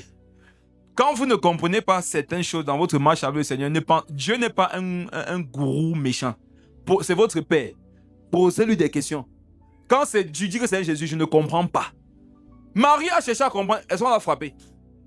Elle a dit, comment cela se fera-t-il? Puisque je ne connais pas, tu me dis que je vais accoucher, alors que le même Dieu qui t'a envoyé dit que moi, je ne dois pas avoir de rapport sexuel tant que je ne suis pas la femme de quelqu'un. Comment cela va se faire que je puisse accoucher? L'ange a dit que, bonne question, la puissance du Très-Haut te couvrira de son ombre. Et le Saint-Esprit, c'est lui-même qui va le déposer en ton sein. Et c'est pour ça que celui qui naîtra sera appelé le Fils de Dieu. Elle a été tranquille. Marie, supposons qu'elle n'avait pas posé la question. On lui a enseigné quoi à l'école? Pour avoir un enfant, il faut partir avec un homme, non? Tu devais attraper Marie avec Joseph avant le mariage. Marie devait te dire que quoi? C'est le Seigneur. Hein? Amen. Peut-être il y a les sœurs, la qualité de Marie là ici, que Dieu vous délivre.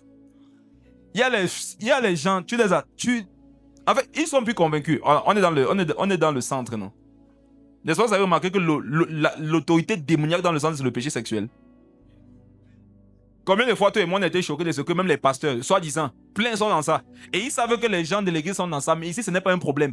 On se dit que toute autre chose c'est un péché, mais quand parfois tu dis à un pasteur que non, mais tu dois prêcher, il dit que à quoi? Toi-même, imagine que toi-même te dis que tu restes comme ça. Le pasteur, hein? Oh. Il te dit que toi-même, si on te dit ça va te plaire. Est-ce que tu n'as fait de plaire à quelqu'un? Amen. Beaucoup vont te dire que non, Jésus, c'est l'ange qui m'a apparu, il m'a dit que j'aurai un fils. Est-ce qu'on fait un fils seul? Mais la question qu'elle a posée, l'a gardée dans la sainteté. Regardez la question que Pierre a posée ici. Pierre dit, voici, nous avons tout quitté et nous t'avons suivi. J'aime trop Pierre. C'était un monsieur vrai et honnête. Il dit au Seigneur, il voulait par là lui dire que on a tout quitté pour te suivre, non? Nous, on gagne quoi dans ça? Bonne question. Jésus ne s'est pas fâché. Vous devez souvent dire à Dieu que Seigneur, je suis quitté du monde, non? Je suis en train de marcher toi. On part même où? Je t'avoue que souvent il ne comprend pas où on part. C'est arrivé à qui? Tu sais qu'après ça, tu vas aller au ciel, mais c'est comme si tu ne connais plus. Il y a des moments où tu es confus. Il y a des moments où tu ne sais pas où la vie s'est en train de t'amener. Qui s'est levé comme si c'est demander si Dieu existe? Levez les mains, je ne suis pas seul, dis donc. Alors regardez, vous voyez. Il y a les jours où tu te dis que, mais, où est mon pied gauche, où est mon pied droit? La vie te trouble. Là, non. Ne pas faire les prières, Seigneur, je veux créer le réveil. Arrête ça, arrête ça. Oh, papa, change mon parler en langue. Il faut arrêter ça. Papa, sauve ma famille. Il faut. Et regarde, non. Va dire, Seigneur, on est où? Notre relation, on est où? Où est-ce qu'on va? Je ne comprends plus rien. Nous avons tout laissé, nous t'avons suivi. Verset 29. Et Jésus leur dit, je vous le dis en vérité, il n'est personne qui ait quitté à cause du royaume de Dieu. C'est bon. Faisons une métaphore avec ce passage et Marc 10. Jésus a dit au jeune homme riche, va vendre tout ce que tu as, non? Troque-le, viens, suis-moi, tu seras mon disciple, selon Luc 14. Les apôtres maintenant, eux, ils avaient déjà obéi à ce commandement. Est-ce qu'on est ensemble? Les apôtres ont obéi au commandement auquel le jeune homme riche a désobéi. Par la suite maintenant, eux qui ont obéi, ils disent à Jésus, qu'est-ce que nous on gagne? Ça va nous révéler ce que le jeune homme riche aurait gagné. Jésus dit quoi? Relis. Et Jésus leur dit, je vous le dis en vérité, il n'est personne qui ayant quitté à cause du royaume de Dieu, sa maison, ou sa femme, ou ses frères, ou ses parents, ou ses enfants, ne reçoivent beaucoup plus. Ne reçoivent beaucoup plus. Ne reçoivent beaucoup plus. Continue. Dans ce siècle. Dans ce siècle-ci. Dans ce siècle-ci. Et dans le siècle à venir, la vie éternelle. Le monsieur a voulu, il demandait quoi? La vie éternelle. Jésus lui avait réservé non seulement la vie éternelle, non, mais beaucoup plus que ce qui lui demandait de partir sacrifier. Qui est avec moi? En fait, Jésus a dit au jeune homme là que non. Je veux t'enrichir. Il n'a pas compris. Il n'y a personne. Je vous dis que non. Si vous avez remarqué que votre vie, depuis que vous êtes converti, ce que vous aviez ne s'est pas multiplié, vous avez le droit de dire à Dieu, Seigneur, ta parole dit que quand on se tourne vers toi, on reçoit non seulement la vie éternelle, mais même dans ce siècle-ci, plus. Quand je regarde ma vie, je n'ai pas l'impression que c'est une vérité. Vous savez ici certains pourquoi vos vies n'ont pas encore changé? Vous êtes trop spirituels. Dieu dit que non. Jeûner 3 fois par semaine. Tu dis, Seigneur Jésus, je vois que tu n'as pas la crainte de Dieu. 3 fois par semaine. Moi, je vais jeûner 1 mois par semaine. Regarde, si Jésus t'a dit que c'est 3 jours, non, c'est que Dieu a dit qu'en 3 jours, là, il peut faire ce qu'il avait avec. Regarde, c'est que dans son programme pour l'accomplissement de ses desseins dans ta vie, c'est 3 jours qu'il faut. C'est bon d'être comme l'apôtre Pierre quand tu marches avec Dieu. Il faut être sur la terre. Ne marchez pas avec Dieu au ciel.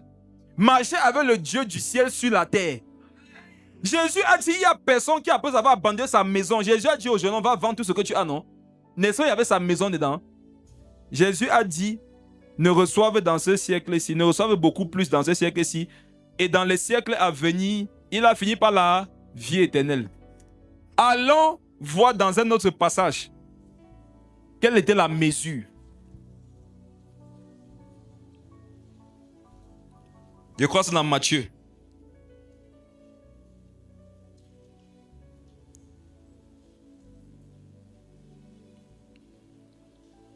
Donnez-moi 1 minute.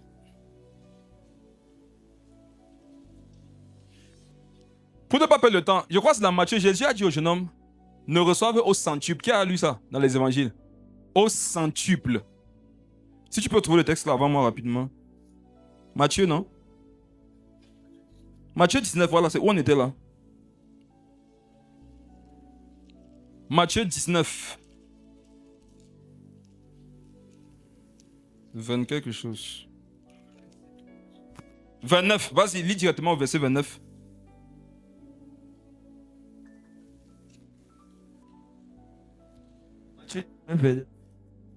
Et quiconque aura quitté ou maison, ou frère, ou sœur, ou père, ou mère, ou femme, ou enfant, ou champ, à cause de mon nom, il en recevra 100 fois autant et héritera la vie éternelle. Est-ce que vous avez compris la parole? Amen. Qui est d'accord? Qui croit que c'est la vérité? Si c'est la vérité, non? Nous comprenons par là que Jésus voulait donner 100 fois plus de richesse à ce jeune homme. Pourquoi? Pourquoi c'est sa richesse que Jésus a touchée? Parce qu'il n'était pas riche pour Dieu. Lorsque tu es riche d'une chose, mais pas pour Dieu, le Seigneur va t'en débarrasser pour te donner la même chose 100 fois plus, mais pour que ce soit maintenant pour sa gloire. Je ne sais pas si vous comprenez. Tu as un compte bancaire de 10 000 francs. Jésus peut voir que toi, non, tu ne vis que pour toi. C'est ce qu'il va te dire. Les 10 000 là, si tu veux la vie éternelle, si tu veux être vraiment mon disciple, va distribuer aux gens qui souffrent. En fait, Jésus voudrait que tu apprennes à être riche pour lui. Et si tu lui obéis, il va prendre les 10 000 francs, il va multiplier fois 100 minimum. Ça donne combien? Ça fait quoi? 10 000 fois, ça fait 1 million. Amen. Le monsieur là est parti triste parce qu'on voulait le rendre riche. Vous êtes ici, non? Vous vivez la même chose. Jésus veut vous rendre riche, mais ça vous attriste. Il te dit comment? Regarde le garçon là. Vous vous êtes connu dans le monde, non? Il était toujours gentil avec toi. Attentionné. Il connaît ton numéro de téléphone même que tu auras au paradis. 00 Sion, Jérusalem éternel. Il a ton numéro du ciel. Voilà que quand tu te convertis, Jésus te dit que ma fille, pour ton mariage, je ne veux pas que tu te maries avec un païen. Parce que Isaac, même son père Abraham a dit que non, pas d'étranger. Jésus est venu confirmer que lumière et ténèbres, ça ne marche pas. Généralement, ça te fait comment? Ça te rend triste. En fait, quand tu es triste, non? Tu es triste parce que tu ne veux pas un bon mari. Il Il y a beaucoup, Jésus va vous débarrasser d'un mauvais mariage, en fait d'un futur mauvais mariage, pour vous donner un bon mariage. Ça vous attriste, parce que vous ne savez pas ce que vous gagnerez en obéissant à Dieu.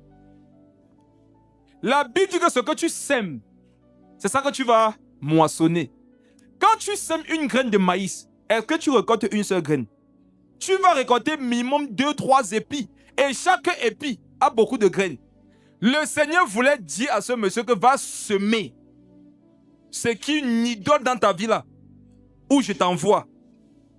Ce que tu sèmes, c'est ça que tu vas moissonner. Quand le Seigneur lui a dit, va, vends quoi? Tout. Vous allez comprendre que le Seigneur a beaucoup aimé ce jeune monsieur, n'a pas compris. Supposons que tu as 100 millions. Jésus te dit, si tu veux être mon disciple, va investir 50 millions. Amen. Il dit à quelqu'un d'autre, investis tous les 100 millions. Qui sera plus riche à la fin? Donc quand le Seigneur lui a dit que va vendre quoi? Tout. C'est parce que Jésus voulait faire quoi? Jésus voulait tout multiplier ce qu'il avait minimum au centuple. Lui, il a vu que non, il veut m'afficher au quartier. À Jérusalem, chaque fois qu'il passe avec mes chariots, avec mes chevaux comme des chevaux de guerre, tout le monde me salue avec respect. Mais il veut qu'on me voie comme un piéton. Non. C'est ça le ciel, non? Il ne peut pas. Regardez, quand vous allez rencontrer Jésus, pour ceux qui ne l'ont pas encore rencontré, je sais pas ce qu'on vous a dit avant. Il va vous dépouiller d'abord. Le Seigneur n'aime pas venir naviguer sur les biens des gens. Quand tu as une communion intense avec Jésus, tu vas voir qu'il ne va pas passer par n'importe qui pour t'envoyer quelque part. Abraham avait besoin d'être élevé. Il a dit à Abraham que toi là, je ne vais pas permettre que n'importe qui t'enrichisse. Je vais t'enrichir moi-même. Amen. Quand tu as l'impression que les gens autour de toi peuvent t'aider, mais ils ne le font jamais, c'est la main de Dieu qui est sur toi qui fait ça. Dieu veut t'enrichir lui-même. Qui comprend? Ne vous fâchez pas de vos oncles, de vos tantes.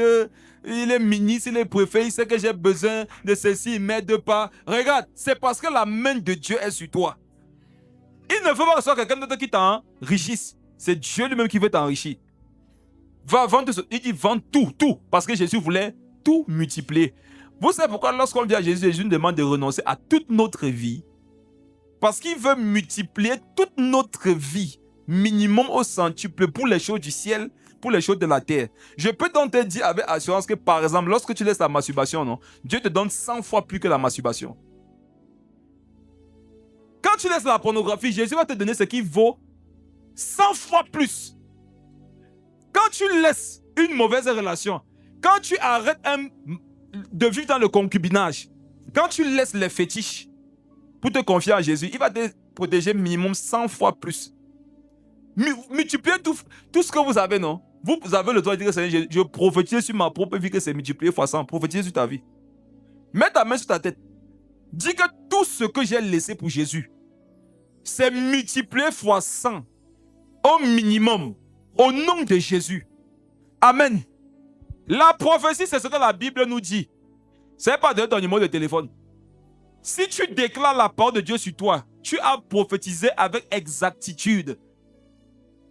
Va vendre ce que tu as. Discipline aux pauvres. Même les derniers centimes de ce monsieur, Jésus voulait faire un investissement dans la bourse du paradis avec. Il n'a pas compris. Qu'est-ce que Dieu t'a demandé qui t'attriste? Tu vois ce qui t'attriste là, non? Donne-lui ça rapidement. Parce que plus vite tu donnes, plus vite tu auras sémé. Si moi je sème en janvier, tu sèmes en juillet, qui va récolter avant l'autre? C'est moi. On comprend par là que plus vite tu obéis à Dieu, plus vite tu verras la manifestation de la raison pour laquelle Dieu t'aura demandé de sacrifier quelque chose.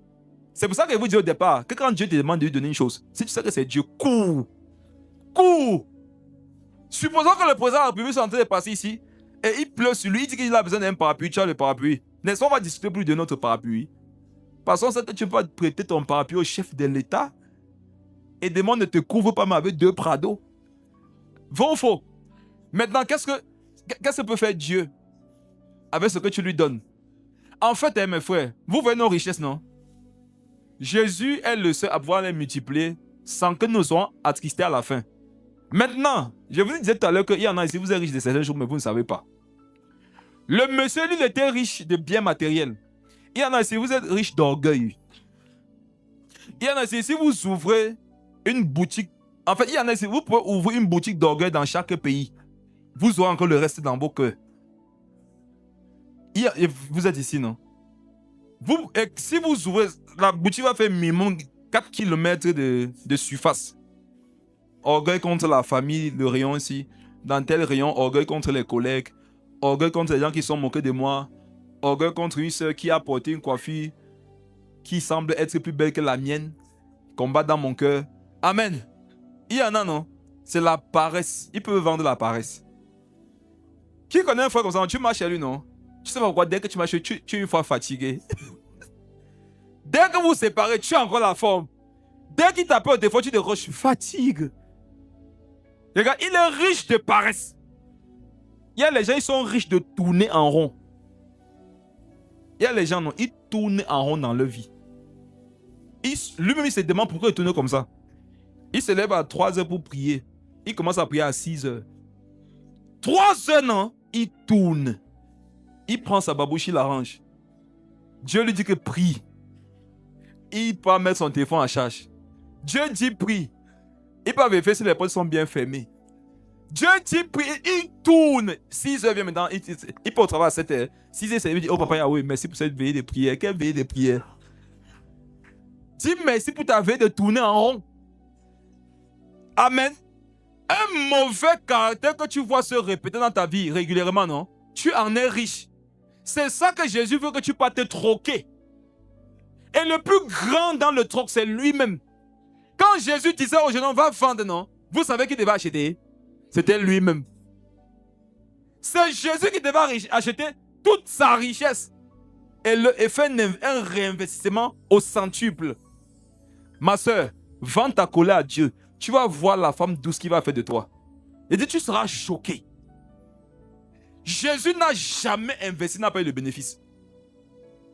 Qui avoue ici que quand il fait les affaires, il y a toujours un doute que ça ne marche pas? Vrai ou faux? Voilà la crèche qu'on est en train de vouloir mettre sur pied. Peut-être, on va peut-être ouvrir en décembre si Dieu fait grâce, non? Ne croyez pas que c'est parce que nous sommes les enfants de Dieu, nous sommes devant que ça va forcément marcher. Ça peut échouer. Vous comprenez, non?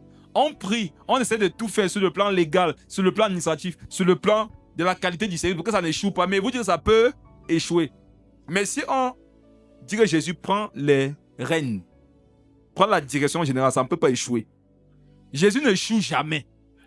Va lui vendre le péché là. Il y a un dernier péché. Quand Jésus dit qu'il te reste une chose, ça veut dire qu'il te reste un dernier péché. Un petit péché là. C'est petit pour toi, non? Mais si tu as remarqué, tu en es esclave. Ça peut être la convoitise. Hein? Amen. Ça peut être la lenteur à pardonner. Regarde, depuis que tu es converti, tu ne pardonnes pas vite. Quand quelqu'un t'offense, la personne te demande pardon, ou même si tu sais que tu dois pardonner, ça prend tellement de temps. 1 mois, 3 mois, 6 mois. Le pasteur Saint-Pierre s'est venu avec une femme ici. Elle est malade. Je lui ai dit que je vois que ton problème, c'est que tu as de la rancune envers ta maman. Elle m'a dit non, je n'ai aucun problème, ma mère. Ma mère, on s'entend bien. Comme d'habitude, non? Ça va toujours. Elle est donc allée passer un séjour avec sa mère. Elle a dit quoi? Qu'elle n'a pas pu passer. Elle a dit qu'elle n'a pas pu supporter la présence de sa maman. C'est là qu'elle a vu que dans son cœur, là, c'est chargé. Elle est riche de manque de pardon. Tu dois être capable de voir dans ta vie quel est le manquement que j'ai qui se répète. Tu es riche de ça. Tu peux pas voir Jésus, que c'est Jésus. J'ai une marchandise. Je t'ai dit qu'au ciel, non, c'est les gens qu'on reçoit vite. Les prières que Dieu exauce à la seconde. Parfois, quand il te voit, mais il va venir l'exauce déjà. C'est les prières où tu vas dire, Jésus, je suis venu te vendre la colère. Et lorsqu'on vend, on donne quelque chose en retour, non? On te donne quelque chose. Quand tu n'as pas de l'argent, tu peux acheter, par exemple. Donc, quand tu vends ta colère à Dieu, il te donne quoi? La douceur. Quand tu vends ton impatience, il va te donner quoi? La patience. Quand tu vends ta tricherie, il va te donner l'honnêteté, l'intégrité. Quand tu vends ton concubinage, il va te préparer un bon mari. Quand tu vends tes mauvaises relations illicites là, il va te préparer de bons compagnons, même dans la vraie vie. Des frères et sœurs, des personnes, des amis de qualité. Et je vous le dis ici, il y en a, vous êtes en train de signer pour garder des relations qui vont vous détruire et qui ne vont vous amener nulle part. Pour pouvoir même rencontrer les gens par lesquels Dieu va passer pour que ta vie soit ce que Dieu avait prévu, il faudrait que tu te sépares des mauvaises personnes. Or, toi, tu es en train de signer sur elle. Tu es triste quand Dieu te dit ne marche plus avec telle personne. Vous dites que tu dis que tu es né de nouveau, tu marches avec les gens qui fument la drogue. Tu marches avec les gens qui boivent jusqu'à s'enivrer. Tu marches avec les gens qui sont en train de commander sur le sexe. Tu es au milieu d'eux. Parce que tu les aimes trop, quoi. Si tu les aimes plus que Jésus, ce sont eux, tes dieux. Et donc, quand tu mourras, non, il faudra aller les voir pour leur dire que où est le paradis? Qui t'amène dans le paradis. Et le paradis des pécheurs, c'est l'enfer. Amen. Je m'adresse à quelqu'un ici, non? Tu sais quel est ton problème. Dieu veut acheter ça. Et c'est clair que de tes propres forces, non, tu ne peux pas. Hein. Dis que c'est Jésus. Moi, je ne veux pas. Tu sais que je ne veux pas, non? Mais regarde, prends. Donne-moi quelque chose qui va faire que je ne regrette pas de t'avoir vendu ma vie de péché. Donc, il y a deux choses auxquelles parfois nous tenons. Une vie de péché et une vie qui n'est pas une vie de péché, mais qui est exagérément aimée. Comme le mariage, je le disais tout à l'heure. C'est devenu le Dieu des églises de réveil en Afrique. Le mariage, l'enfantement, les voyages, la construction. Pourquoi Dieu ne donne pas ces choses à certaines personnes? Parce que c'est devenu Dieu dans leur vie. Et Dieu ne peut pas t'exaucer pour te donner une idole. Vous comprenez? Jésus va t'exaucer le jour, il va voir que tu es détaché de ça. Tout lieu que foulera la plante de vos pieds, je ferai quoi? Je vous le donnerai en héritage. Jésus nous donne ce que nous foulons aux pieds. Tant que tu ne foules pas quelque chose aux pieds, Jésus ne va pas te le donner. Et regarde, tu aimes trop le mariage, c'est pour ça que tu ne vas pas te marier. Jésus attend que tu foules le mariage aux pieds. Jésus attend que tu dises que le mariage, non, ce n'est pas la fin du monde. Ce n'est pas forcément de ça dont j'ai besoin pour être épanoui. Il y a les gens ici, vous savez pourquoi vous avez Dieu au chômage? Parce que vous attendez de trouver le travail pour être heureux, alors que Jésus vous a dit, soyez toujours joyeux. Tu sais, Jésus, tant que tu me donnes le travail, il serait bien joyeuse. Tu vas mourir comme ça là, attends. Quand tu n'es pas joyeuse là, ça fait quoi au ciel? Qui sait au ciel que tu n'es pas joyeuse? Qui souffre? Qui a mal au nez? Qui a mal à l'estomac? Que c'est Jésus, tant que, il y a des gens, si vous agressez Dieu.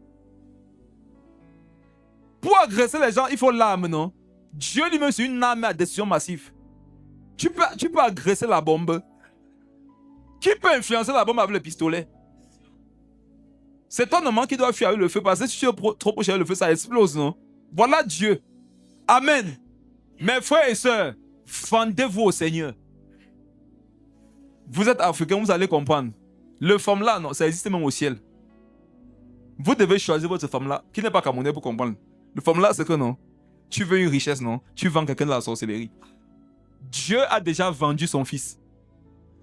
Amen. Maintenant, non, tu peux profiter gratuitement. C'est qui aime pas avec son fils. Regardez, il y a un village au Cameroun, on les appelle les Badenkop. On dit que les Badenkop, les amants font beaucoup d'enfants parce qu'ils vont vendre peut-être la moitié. Pourquoi ils vont vendre jusqu'à la moitié? Parce qu'un enfant a une valeur. Jésus, non? Depuis que le Père l'a vendu, on n'a même pas encore consommé les 1% de sa valeur. Ça veut dire que jusqu'à ce que Jésus revienne, si les gens se convertissent, ils doivent manger dans le formulat de Dieu. Il y aura toujours à manger. Parce que Jésus vaut de... Il dit, on ne peut pas mesurer sa valeur. Amen. C'est gratuit. Mais il faut acheter avec la vie de péché. Amen. Je sais qu'il y a un péché qui te dérange, non? Jésus a l'autorité ce péché-là. Amen. Revenons sur Marc. On comprend par là que le problème du monsieur, ce n'était pas son argent. Amen.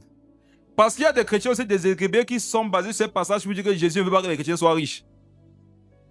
Tu ne sais pas de quoi tu parles. Tu ne sais pas de quoi. Il dit que non. Tu ne sais pas de quoi tu parles. J'ai vu la pauvreté. Je l'ai connue. Je vous assure, elle n'est pas belle. Regarde, non. Épouse n'importe qui dans ta vie. N'épouse, même si le mariage tarde et que la seule épouse qui se présente, c'est la pauvreté. Reste célibataire. Mes frères et sœurs, je ne suis pas l'homme qui a le plus souffert sur la terre, mais je vous dis, chacun son expérience, non? Regarde, non. C'est une mauvaise épouse. Elle est insoumise. Elle est rebelle. Et là, non, on dit que Rebecca en sorcelle. Quand Rebecca voit la pauvreté, non, Rebecca s'incline. Mais frère et sœurs, je vous en supplie, faites tout pour être riche. Vous savez pourquoi? Quand vous allez rencontrer Jésus, Jésus va vous demander de partir vendre quoi? Amen. Pour que Jésus multiplie, il faut même que tu aies des choses à vendre, non? Bon, maintenant, quand tu n'as rien, tu vas vendre quoi? Vous savez ceux qui comprennent plus les choses spirituelles? Et si vous n'êtes pas d'accord, non? Faisons une veillée un jour, non? On prend les Écritures. Les gens riches comprennent le spirituel plus que les pauvres. Le pauvre, non? Sa vie s'arrête ici, là. Regarde, ici. C'est devant son nez. Regarde, sa vie s'arrête ici. Quand il se lève le matin, sa vie, c'est quoi? Il faut qu'il mange avant de dormir. Voilà, ça passe sur la terre. Je dois manger. Mes frères, je vous en supplie, luttez contre la pauvreté en vous instruisant, en poussant les études. Faites des commerces. Quand tu pries, tu jeûnes, tu prophétises, non? Parle aussi sur ce domaine-là. Parce que tu vas rencontrer Jésus, non? Jésus va te dire que quel que soit ce que tu as, je vais multiplier fois 100. Supposons que tu avais que 100 francs. Bon, Dieu peut dire que, bon, toi-même, non? Je vais multiplier fois 1000. 100 fois 1000, ça donne quoi? Ça donne, c'est même pas le loyer d'une chambrette à Yaoundé. Cherche la stabilité sociale comme si le lendemain, non, tu devais rencontrer Jésus qui veut le multiplier fois 100. Lorsqu'il est allé chez la veuve, il lui a dit quoi? Cherche le maximum de vases. Il lui disait quoi? Cherche la richesse. Quand moi je vais toucher ça, ça va se multiplier. Mes frères et sœurs, toi qui as été mal enseigné sur les choses matérielles, je te donne un conseil, aime l'argent. Ce que Dieu n'aime pas, c'est l'amour de l'argent. Mais comment il te dit aime l'argent? Voici comment il faut comprendre ça. Je l'ai déjà expliqué. Tu ne dois pas aimer l'argent plus que Dieu. Mais tu dois aimer l'argent quand même. Et vous tous qui dites que vous n'aimez pas l'argent, vous êtes des hypocrites. Vous mentez à Dieu, aux anges, même à Satan. Même Satan sait que vous mentez. Et pour une fois, il peut dire que Seigneur, le tout sur tu as vu, c'est pas moi qui mens seul. Il y a les gens aussi qui sont dans tes églises qui mentent, qui n'aiment pas l'argent. Pourquoi il y a beaucoup de chrétiens dans les églises africaines? Je ne dis pas qu'il ne doit pas en avoir, il doit en avoir. Mais beaucoup ne viennent pas chercher le ciel, beaucoup viennent se consoler. Pourquoi il n'y a pas l'argent? Quand tu vas sortir là, tu vas te rappeler tes problèmes, non? Est-ce que à cause de ça, tu peux oublier la prédication? Vous savez ça? Les problèmes peuvent faire que tu oublies la prédication. Hein? On dit qu'on a prêché sur quoi? C'est dimanche. Tu oublies qu'on était dimanche alors que tu es en train de rentrer dans l'église. Parce que ton cerveau, le nombre d'opérations que ça traite à la seconde, ça n'est pas pour un humain. Amen. Il y en a, la pauvreté va faire le nombre de choses que vous allez traiter comme information à la minute. Ça peut faire ta tête jette l'air. Je ne sais pas si vous comprenez. Soyez au moins déjà riche, non? Pour que Jésus vous donne les instructions sur votre richesse. Je vais dire quelque chose qui va choquer certaines personnes ici là. Mais j'ai étudié ça. Je peux parler sans que vous me lapidiez. Regardez, Jésus n'était pas intime avec les pauvres. Vous savez que quand je dis quelque chose, non? J'ai les versets. Jésus n'avait pas d'intimité avec les pauvres. Vous savez quand est-ce que les pauvres rencontraient Jésus? C'est qu'ils multipliaient le pain. C'était ça leur problème. Avec le poisson. Quand Jésus a rencontré les mages, vous avez vu les miracles pour qu'ils mangent? Qui a donné? C'est eux. Les premières personnes que Jésus a rencontrées, c'était les riches. Les gens qui l'ont accompagné dans son ministère, c'est les gens riches. Même quand il est mort, celui où on est parti garder son corps, c'était dans le tombeau d'un riche. La vie de Jésus était meublée de la vie des riches. Notre église est sinon qu'elle soit biblique, Seigneur. Que cette église soit... Je vous dis, hein, je suis dans cette église, non? Mais je veux que nous soyons bibliques. Nous ne sommes pas très bibliques. Hein. Si c'est pour les rires, maintenant, on est biblique. Regardez, depuis qu'on a commencé, est-ce qu'il n'y a pas la parole? Mais vous assure, c'est un domaine, on n'est pas biblique. Quelqu'un dit Seigneur Jésus va être biblique. Je n'ai pas vu dans ma vie quelqu'un qui était proche de Jésus était pauvre. Même quand il devait aller manger la Pâque, il a dit aux apôtres, allez dire à qui? Au maître de la maison. Où est-ce que le maître va manger la Pâque? C'était dans la chambre haute. C'est quoi? Les meublés de luxe. Quand on parle de chambre haute à l'époque, ce sont les meublés de luxe. Et la chambre était haute. Ça veut dire c'était une vue sur Jérusalem. Jésus savait qu'il allait mourir. Mais il a dit, je vais me faire un petit resto. Je vais avec une vue panoramique. Il y a les frères, si tu leur dis travaille pour pouvoir manger dans des restaurants avec des vivants, on dit que frère c'est Chanel. Jésus revient. Les âmes. On a prié pour les âmes. Il faut arrêter ça. Tu n'aimes pas les âmes plus que Jésus. Mais frère, si vous n'êtes pas riche, non, vous n'allez pas comprendre les Écritures d'une certaine profondeur. Parce que l'auteur de la Bible même, c'est un Dieu riche. Il n'a rien fait dans la pauvreté. Regardez comment le monde est grand. Vous savez que c'est sa maison, non? Vous savez comment quand Dieu veut construire un peu? Le monde, ce n'est pas sa maison. On dit maintenant que ça ne peut même pas contenir le pan de sa robe.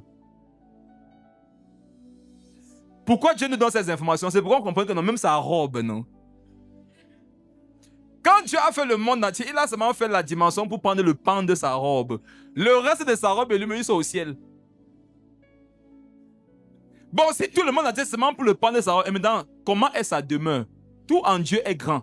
C'est la raison pour laquelle quand tu es un enfant de Dieu, non, tu dois voir grand. Amen. La crèche que nous sommes en train de faire là, je vois ça partout dans les villes du Cameroun. Amen. Oui. Amen. On va ouvrir à Yaoundé. On va ouvrir à Douala. On va ouvrir à Bafoussam. Demandez-moi comment ça va se faire. Je ne sais pas. Mais c'est seulement que ça va se faire. Amen. Ce n'est pas un homme qui est derrière, c'est Dieu qui est derrière. Amen. Le Seigneur souvent veut seulement que tu aies sa pensée pour voir ses ressources. Or, toi, tu veux voir ses ressources avant d'avoir sa pensée. Il faut remettre les choses à leur place. J'étais où? Jésus. Et vous voyez souvent qu'on est déconnecté de la prédication, c'est parce qu'il y a trop les pauvres au milieu de nous.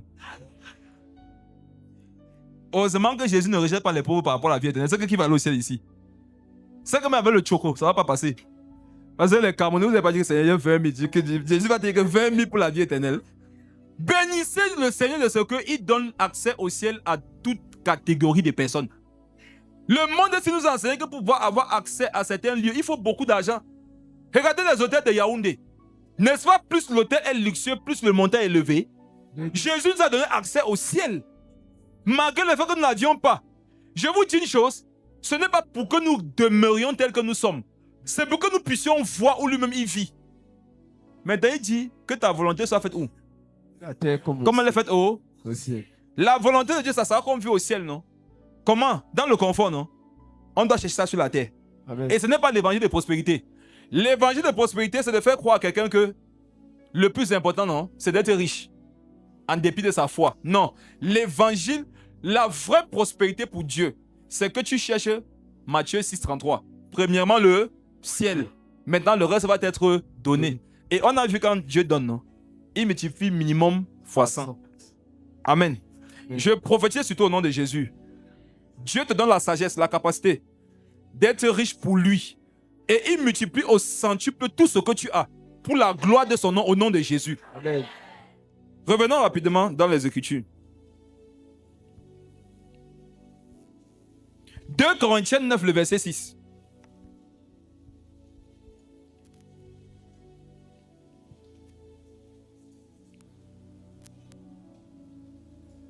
J'espère que quelqu'un est en train de réaliser que lorsque le Seigneur s'attaque à ta richesse, c'est pour ton bien. Que cette richesse soit une bonne chose ou une mauvaise chose, c'est pour ton bien. C'est pour ton bien. 2 Corinthiens 9, le verset 6. Sachez-le, celui qui sème peu moissonnera peu, Mhm. et celui qui sème abondamment moissonnera abondamment. Quand le Seigneur vient dans ta vie que tu as trop de péché, non, c'est une bonne chose. Amen. Avant que tu ne te convertisses, lorsque tu as trop de péché dans ta vie, c'est une bonne chose. Satan trompe les gens qui ne sont pas enseignés. On t'a fait croire que quand tu as trop péché, Dieu ne peut pas t'accepter. Ou alors Dieu va t'accepter difficilement. Au contraire, quand tu as trop péché, non, ta vie intéresse le Seigneur. Parce que celui où le péché abonde, La gloire. La grâce va surabonder là-bas. Ça veut dire que où le péché n'abonde pas, la grâce ne surabonde pas. On a vu que ce que tu donnes à Dieu multiplie. Je dis à quelqu'un ici, peut-être on t'a culpabilisé, on t'a fait culpabiliser partout ailleurs où tu es parti. Et tu as l'impression que toi, tu as trop péché pour que Dieu t'accepte. C'est parce que tu as trop péché même que ta vie là, ça intéresse Dieu. Parce que si tu as trop péché, ça veut dire que tu as beaucoup de richesses à donner à Jésus, qui va transformer et multiplier. Jésus, c'est une usine de transformation. Il prend le péché comme une matière première. Il la transforme. Et ce qu'il te donne en retour, c'est quelque chose de béni. Prends maintenant Galates. Galates, le chapitre 6, le verset 7.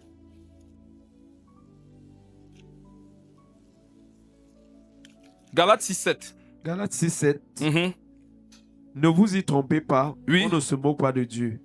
Ce qu'un homme aura semé, il le moissonnera aussi. Ce qu'un homme aura semé, il le moissonnera. Jésus a demandé à ce monsieur de partir semer sa richesse dans la vie des pauvres. C'était pour l'enrichir. Voyez chaque obéissance comme une semence. Amen. Ce que je dis là, si tu comprends bien ce que j'explique, ça va t'aider dans ta communion avec le Seigneur. Ça va te donner de savoir que toi, aujourd'hui, là, tu peux donner ta vie à Jésus si tu ne l'avais pas encore fait. Chaque obéissance, c'est une semence. Et il n'y a aucune semence que tu vas faire à cause de Dieu. Ça ne va pas porter du fruit. Tu peux faire une semence à cause d'un homme, ça ne porte pas de fruit. Mais tu ne peux pas faire une semence à cause de Dieu. Ça ne porte pas de fruit. Et Dieu vous a dit que quand tu sèmes, tu ne vas jamais récolter la même quantité. Et on a vu dans 2 Corinthiens 9, 6 que si tu sèmes beaucoup, tu vas moissonner beaucoup. Amen. Que ce soit pour les choses de la terre, pour les choses du ciel, que ce soit les choses spirituelles, des choses matérielles, ce que tu es capable de s'aimer détermine ce que tu vas pouvoir récolter. Avançons. Regardons quelque chose dans Luc. Luc 16, 13.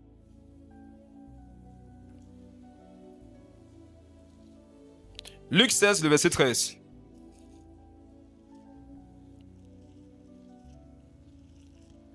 Luc 16, verset 13.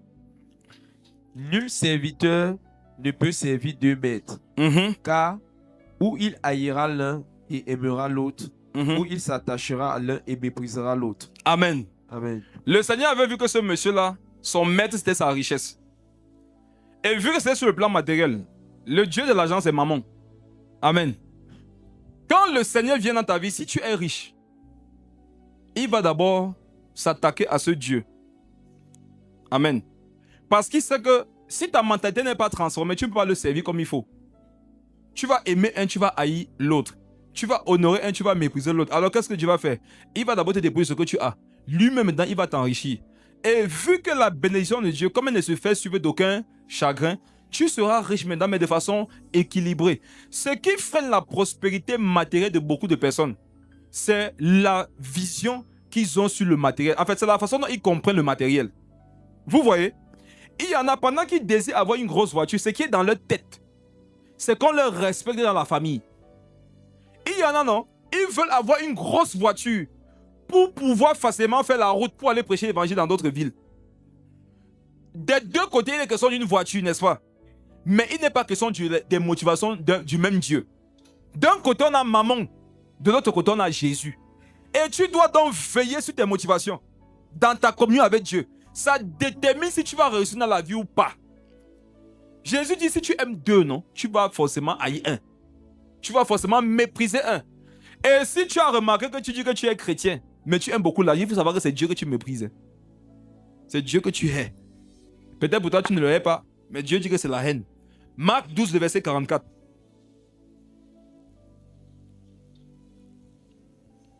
Marc 12, 44.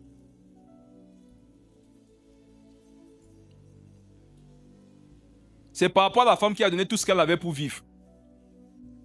Marc 12, 44. Car tous ont mis de leur superflu. Mais Là, à partir du verset 43. Alors Jésus, ayant appelé ses disciples, leur dit: Je vous le dis en vérité, cette pauvre veuve a donné plus qu'aucun de ceux qui ont mis dans le tronc. Car tous ont mis de leur superflu, mais elle a mis de son nécessaire, tout ce qu'elle possédait, tout ce qu'elle avait pour vivre. Jésus a dit au jeune homme dans Marc, va, vends tout. Et le Seigneur dit que cette femme a donné plus que tous les autres. Pourquoi? Parce qu'elle a donné tout. Le problème de beaucoup de personnes dans leur communion avec le Seigneur, c'est qu'ils ne lui donnent pas tout. il y a des choses que tu donnes, des choses que tu conserves. C'est ce que tu conserves là qui va te détruire. Pourquoi? Juste un peu de levain, non? Ça fait lever toute la pâte.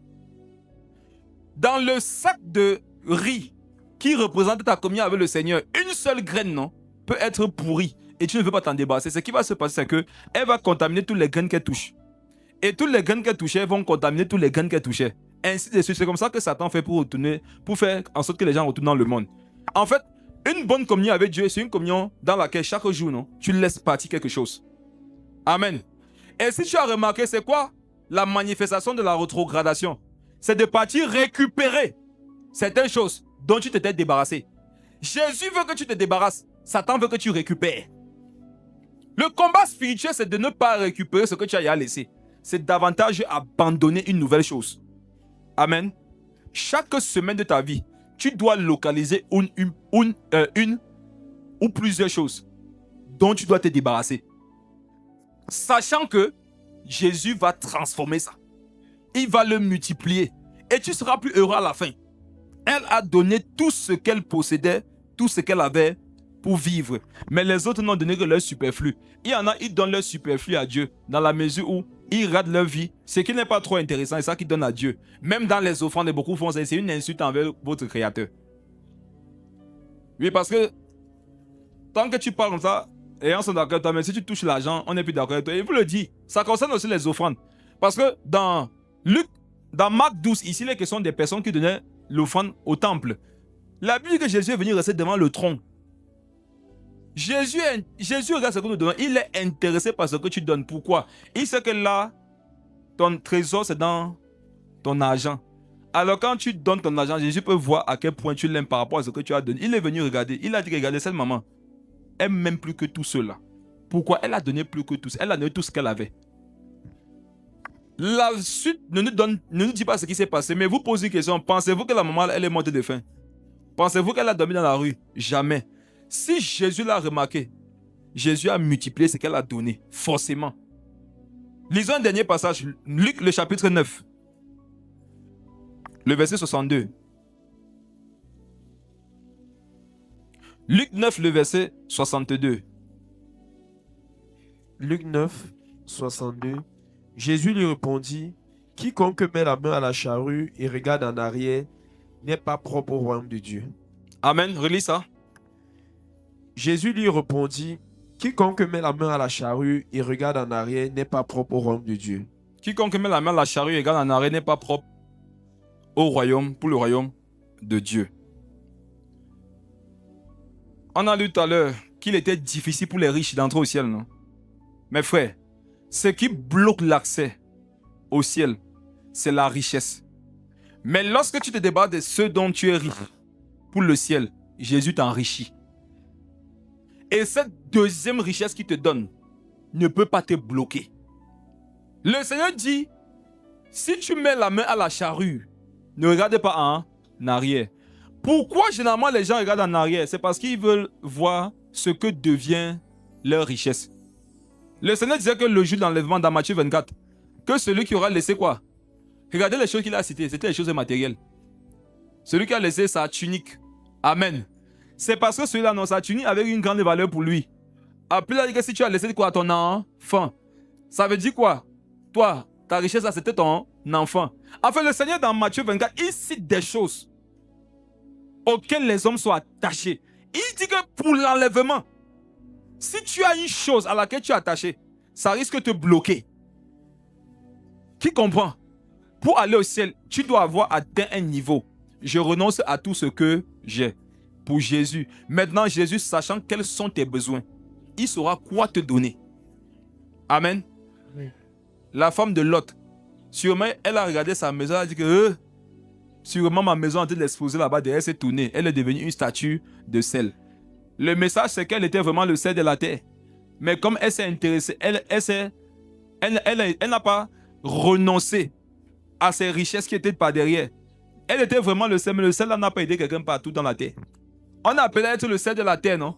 Mais elle est devenue le sel de Sodome et de Gomorrhe. Tu es le sel, non? Mais tu dois être le sel de la terre. Pour être le sel de la terre, tu ne dois pas regarder en arrière. Amen. Que vous voyez ma vie passer là, que j'ai laissé là, c'est même comme non. Continue d'avancer. Ne reste pas de temps en temps dire que mes amis là, ils vont même comment? Mes amis avec qui ils buvaient là. Oh, telle fille avec qui ils sortaient, elle fait même quoi dans la vie? Ne cherche même pas à savoir. Regarde, va au ciel. Continue d'avancer. Parce que si tu te retrouves, tu risques de caler. Et c'est à cause de ça que les enfants d'Israël, dans le désert, ont fait 40 ans. De temps en temps, ils pensaient à l'Égypte. Ah, vraiment, là-bas, au moins, on avait ça. Là-bas, au moins, on avait ci. Tu sais, la pensée que Pharaon va te donner, lorsque tu as 35 ans, 40 ans, tu n'es pas encore marié, il fallait au moins que dans le monde, quand j'étais en Égypte, j'aurais au moins dû faire mon enfant. Hey! Ah, c'est Pharaon qui est en train de te parler. Que même si c'était avec un païen, il fallait que je me marie moi, avant de connaître Jésus-ci. Comme ça, au moins, on était à marier. Il y a maintenant les puceaux, les vierges qui disent que moi aussi. Moi aussi. Tout le temps que j'ai fait dans le monde, pourquoi je n'avais même pas aussi goûté d'abord au sexe? Tu parles comme un insensé. Si tu avais goûté, c'est que tu n'étais pas converti. Si tu étais marié, c'est que tu es morte. Si tu avais fait l'enfant, c'est que tu es morte sur la table d'accouchement. Parce que ça, quand l'ennemi vous parle, il vous fait croire que c'est facile. Hein? Ça devait être meilleur avec le diable. Ça devait être meilleur en Égypte. Voilà les gens qui disent que bête à être esclave, non, et manger la viande, que d'aller où ils seront libres et où manger plus que la viande. Amen. Voilà en quoi la vie d'Isaac dans Genèse, non, peut nous enseigner. Quand on dit qu'on va voir Jésus dans Genèse, c'est pas qu'on va lire Genèse. Amen. C'est qu'il y a une préfiguration dans Genèse là-bas. Par Jésus qui nous édifie pour notre vie. Amen. On va prier. J'aimerais que tu fasses une projection à l'intérieur de toi. Peut-être c'est un péché. Je suis convaincu qu'il y a au moins un péché dont tu es riche. Il y en a au moins un. C'est vrai que ça vient seulement une fois par jour. Seulement une fois par jour. Pour toi, être riche, c'est que ça doit venir chaque minute. Alors que pour Dieu, ce péché que tu manifestes une fois chaque 6 mois là, il voit que c'est parce que tu en es riche. Si tu en étais pauvre, ça ne se manifesterait plus. Mais quand ça continue de se manifester, ça veut dire que tu avais les réserves, donc tu es riche de ça. Je ne sais pas si vous voyez, hein? Quand quelqu'un est riche, non, il va utiliser la chose dont il est riche. Il en aura toujours. Si tu as vu que tu manifestes toujours ce caractère, ce péché, c'est parce que tu en es riche. Jésus veut que tu lui vendes ça. Troque ça avec la sainteté. Prions. Seigneur Jésus, merci pour ta parole. Merci pour la vérité. Seigneur, nous voulons, comme le jeune homme riche, venir auprès de toi troquer. Le jeune homme riche n'a pas voulu. Mais comme lui aussi, nous reconnaissons que nous sommes riches.